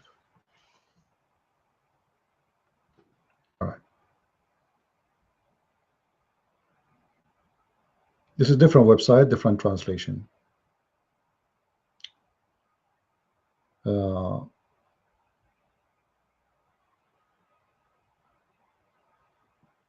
right, look with me here.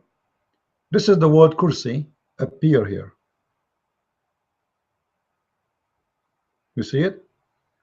Kursi mean a chair. It does not mean throne. I can copy right now the word in Arabic. Here it's hard to copy. I will go there and copy it from there. In front of your eyes. And we will check what the word means. Kursi, his chair, kursi. I will copy only kursi. The H at the end, ha, which means belong to him. So kursi. I will click here. Kursi. Actually, if I type kursi and I put images without going to a dictionary, this is what you will see. Cheers. It's not a throne. If I type the word arish, then you will see a throne. Arish. Now let us go to Arabic. This is why I say always, you know, you cannot really, you cannot trust Muslims in anything. I don't know why it's coming. I want to click it, switch to Arabic. All right, now. All right, if we go in Google again and we type the word Arish, that is Arish. See the difference between Arish and Kursi? Arish is a throne, and Arish represents the throne of a king. Kursi is just a chair. So the Quran describes where Allah sat as a kursi. And actually there's a chapter in the Quran, it's called the chapter of the kursi.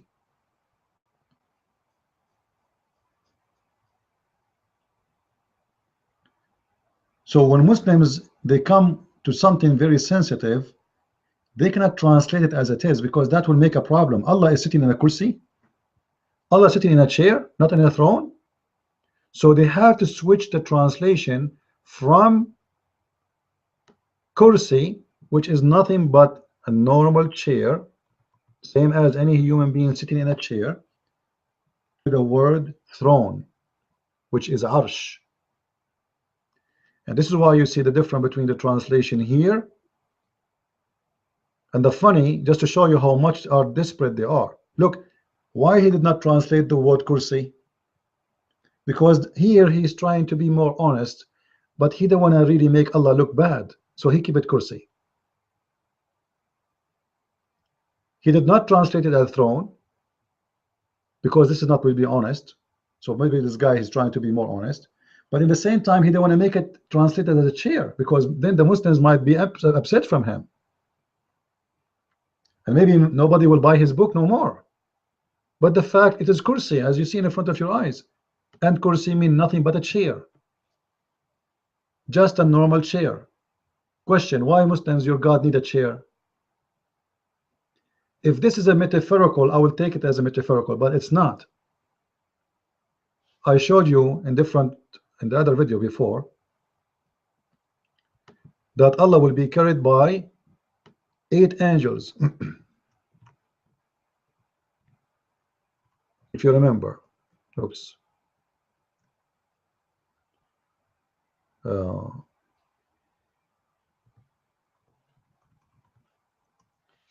There's 8 angels, they will carry the throne of Allah. If you go to chapter 69 verse number 17, 69 verse number 17, we can go right away to save time to the interpretation of this verse. 69:17. Here we go. The official government of Jordan.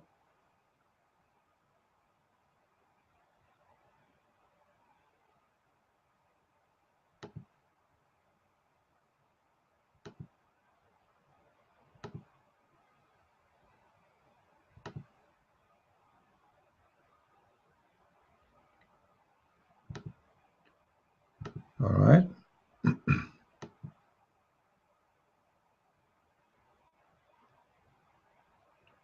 What's happening? Let's go into Arabic. All right. Go back to English. Let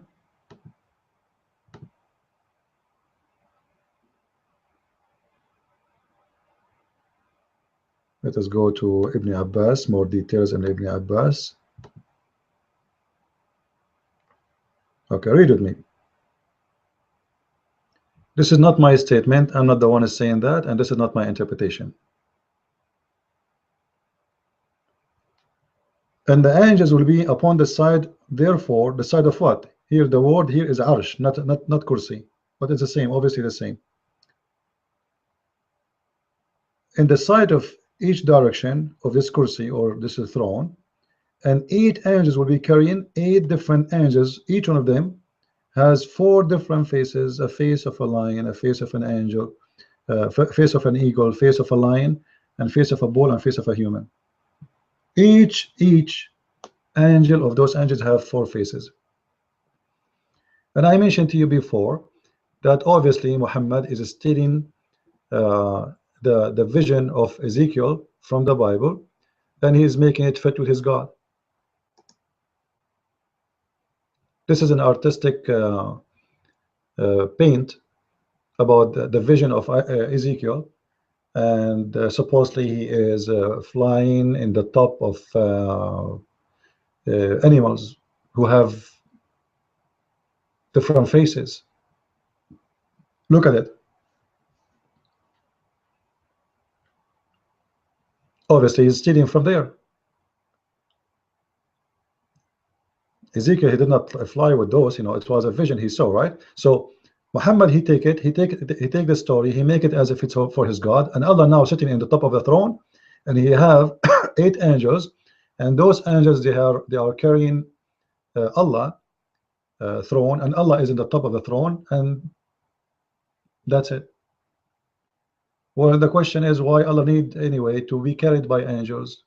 I mean, is it this is literally or metaphorical? It's literally, because simply it says it's at the edge.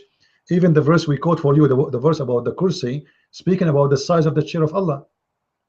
So we have a chair have a size, and the size is described. We have who is carrying the chair. There's 8 angels. We have a physical description of those angels. Each one of them have 4 faces.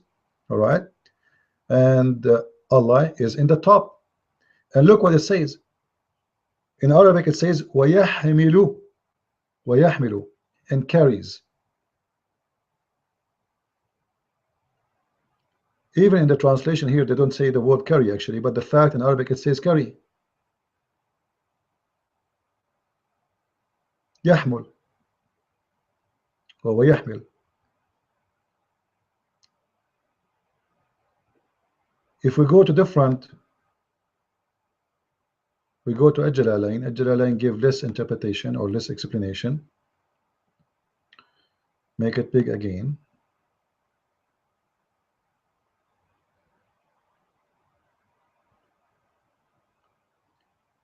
You see, none of them is translating the word carry. I don't know why. The word here وَيَحْمِل. Why? Here we go. Actually, sorry, he does. I apologize. Okay. Will carry the throne of the Lord. You see it? So this cannot be a metaphorical. Sorry, the picture is covering the thing. Let me take it off.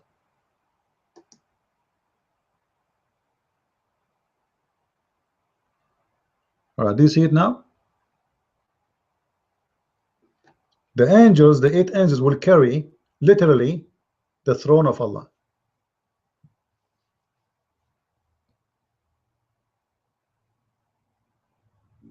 So we have a real throne, we have a physical thing, we have Allah being carried physically, literally, and we have 8 carrier.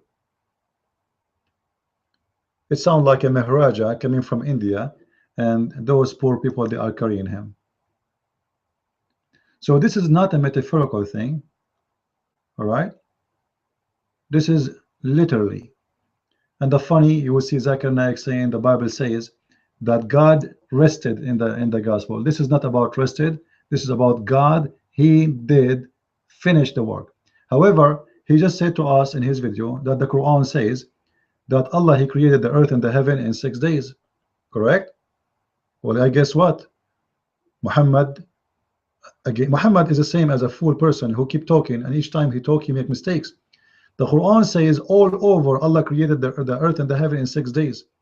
But when Muhammad described the creation of Allah, look what he said. Let me show you. I will find you the hadith.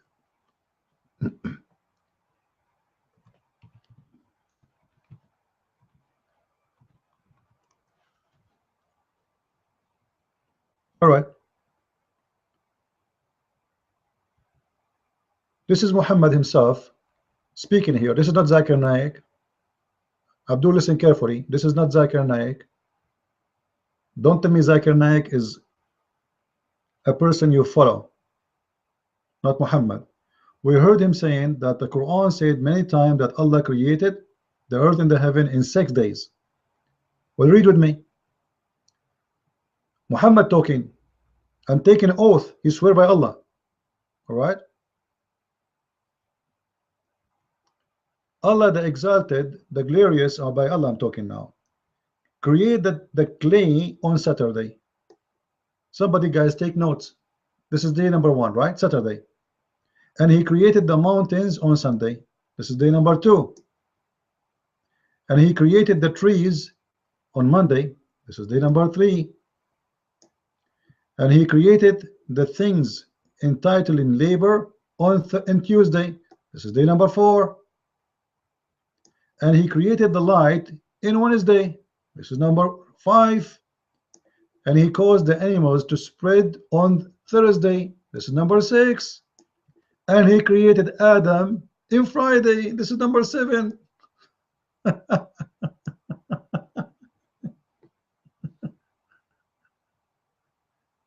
But we just heard Zakir Naik confirming the Quran, saying that Allah, he created the earth in many places, saying he created the earth and the heaven in 6 days. Correct? He finished his creation in 6 days. And then he sat in the throne. We just showed you the verse. He created the earth and the heaven in 6 days, and he sat in the throne, which means in the day number 7, nothing left.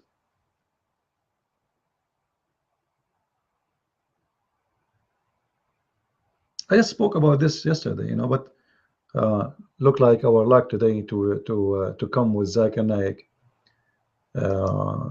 funny stories. Let us continue with Zakir Naik a little bit. So scientists disagree with the narration mentioned in the Old Testament, in the Bible. As far as the Quran doesn't mention anywhere that Almighty God created in 624 days. The Arabic word yom.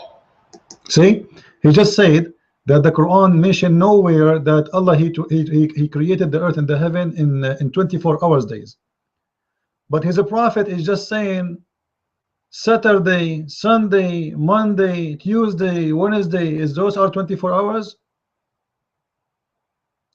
However, you see, just to give Zakir Naik a big nail in his shoes, look what it says here. Read with me, guys. Just to prove that this is about a daytime and normal daytime and 24-hour time. It looked like Muhammad, he know Zakir Naik is going to fabricate stories. So Muhammad is helping me to screw Zakir Naik. Look what it says. And Allah created Adam after Asr, which means afternoon, on Friday. You see it? Huh? And then Adam, he said to him, finish me, i.e. between afternoon and the night. But this guy, the liar, he just said that Islam doesn't teach that Allah, he created in normal 24 hours days.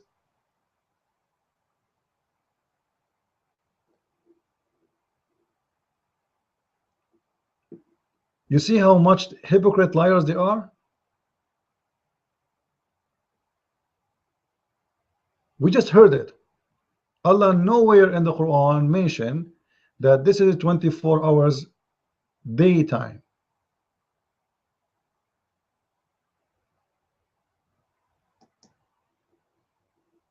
So I hope now you understand why when I say you cannot trust Muslims.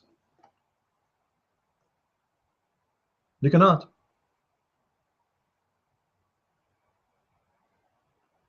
This is a guy who grow a beard, who claimed to be a scholar, who called himself Dr. Zakir Naik, who thousands of people they come to listen to him, and then when you listen, you find that he's a liar.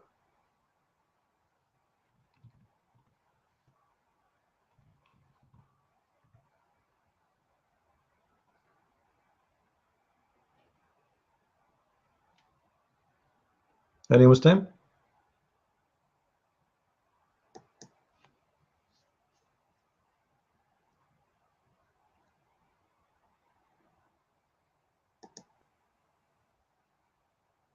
Any Muslim wanna have a complaint about what we said?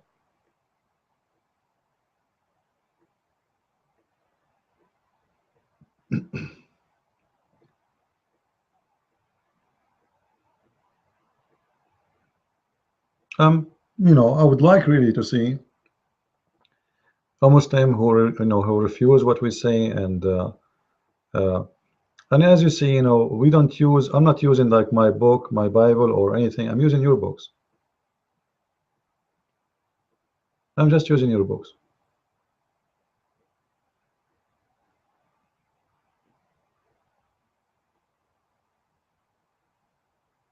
And actually, there is different verse in the Quran. It says, "هو الذي خلق لكم ما في الأرض جميعا ثم استوى إلى السماء." So Allah, in order to create the earth, He have to come down to the earth. And after He finished the creation of the earth, He went up to the heaven again.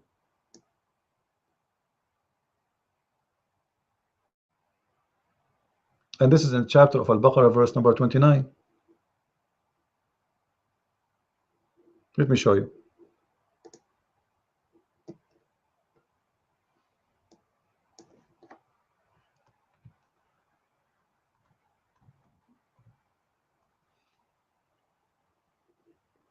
Here we go. Chapter 2, verse number 29. So not only the chair, he go back to the chair. No, he is going up to the heaven. He went down to the earth. Allah, he have to come down to the earth in order to create the earth. Read it with me. Do you see it?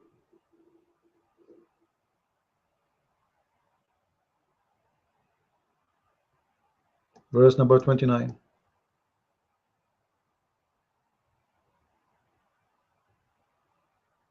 He who created for you the etc., the earth and etc., then he directed himself to the heaven. So what he was when he was creating the earth, he was what doing? Creating the earth. After he finished the earth, he went to the heaven. And actually the translation is not accurate too, because it says thumma. Thumma, he should say and after that. And after that.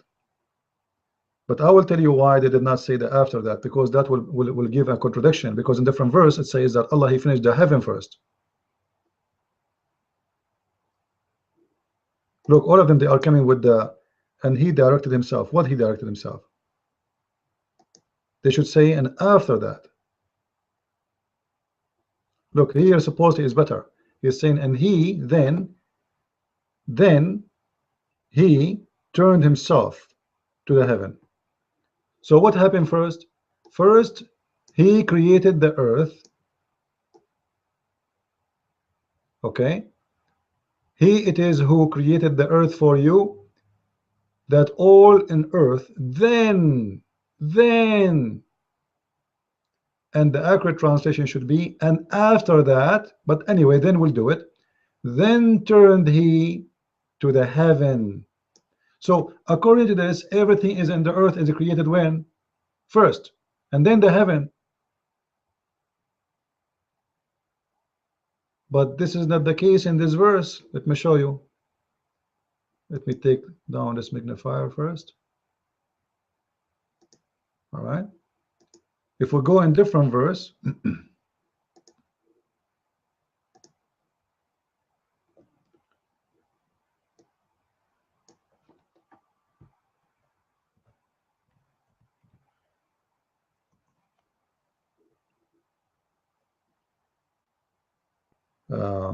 we can take any translation you want. All right. You will see first, Allah, He created the heaven.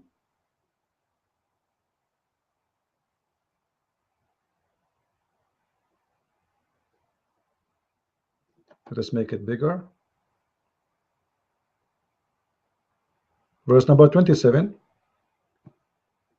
Are you more difficult to create or the heaven above? Allah had constructed it on high, etc., etc., etc., and He made the darkness and the light, etc., splendor, and He made the stars. And then you see here the word moreover, false. It says وَالْأَرْضُ بَعْدَ ذَلِكَ دَحَاهَا, and the earth after that He made it flat, not wide expanses. It is flat. So this verse here is saying that the heaven finished and the light and the stars and everything first. And this is a chapter 79, starting from verse number 27. And this is chapter 2, saying the opposite. Allah, He finished the earth first, verse number 29, and then He went to the seventh heaven and He finished them. You see it? You do not need to be genius to know this is a contradiction. This is a huge contradiction. So obviously the Quran maker, Allah, He could not remember which day He fabricated his story first. Muhammad, he cannot repeat the same stories twice. And this is the only explanation for Muhammad's story. Like, do you really believe that somebody, he is God, he cannot remember which one he created first? The earth or the heaven? Like, what kind of mistake this mistake is?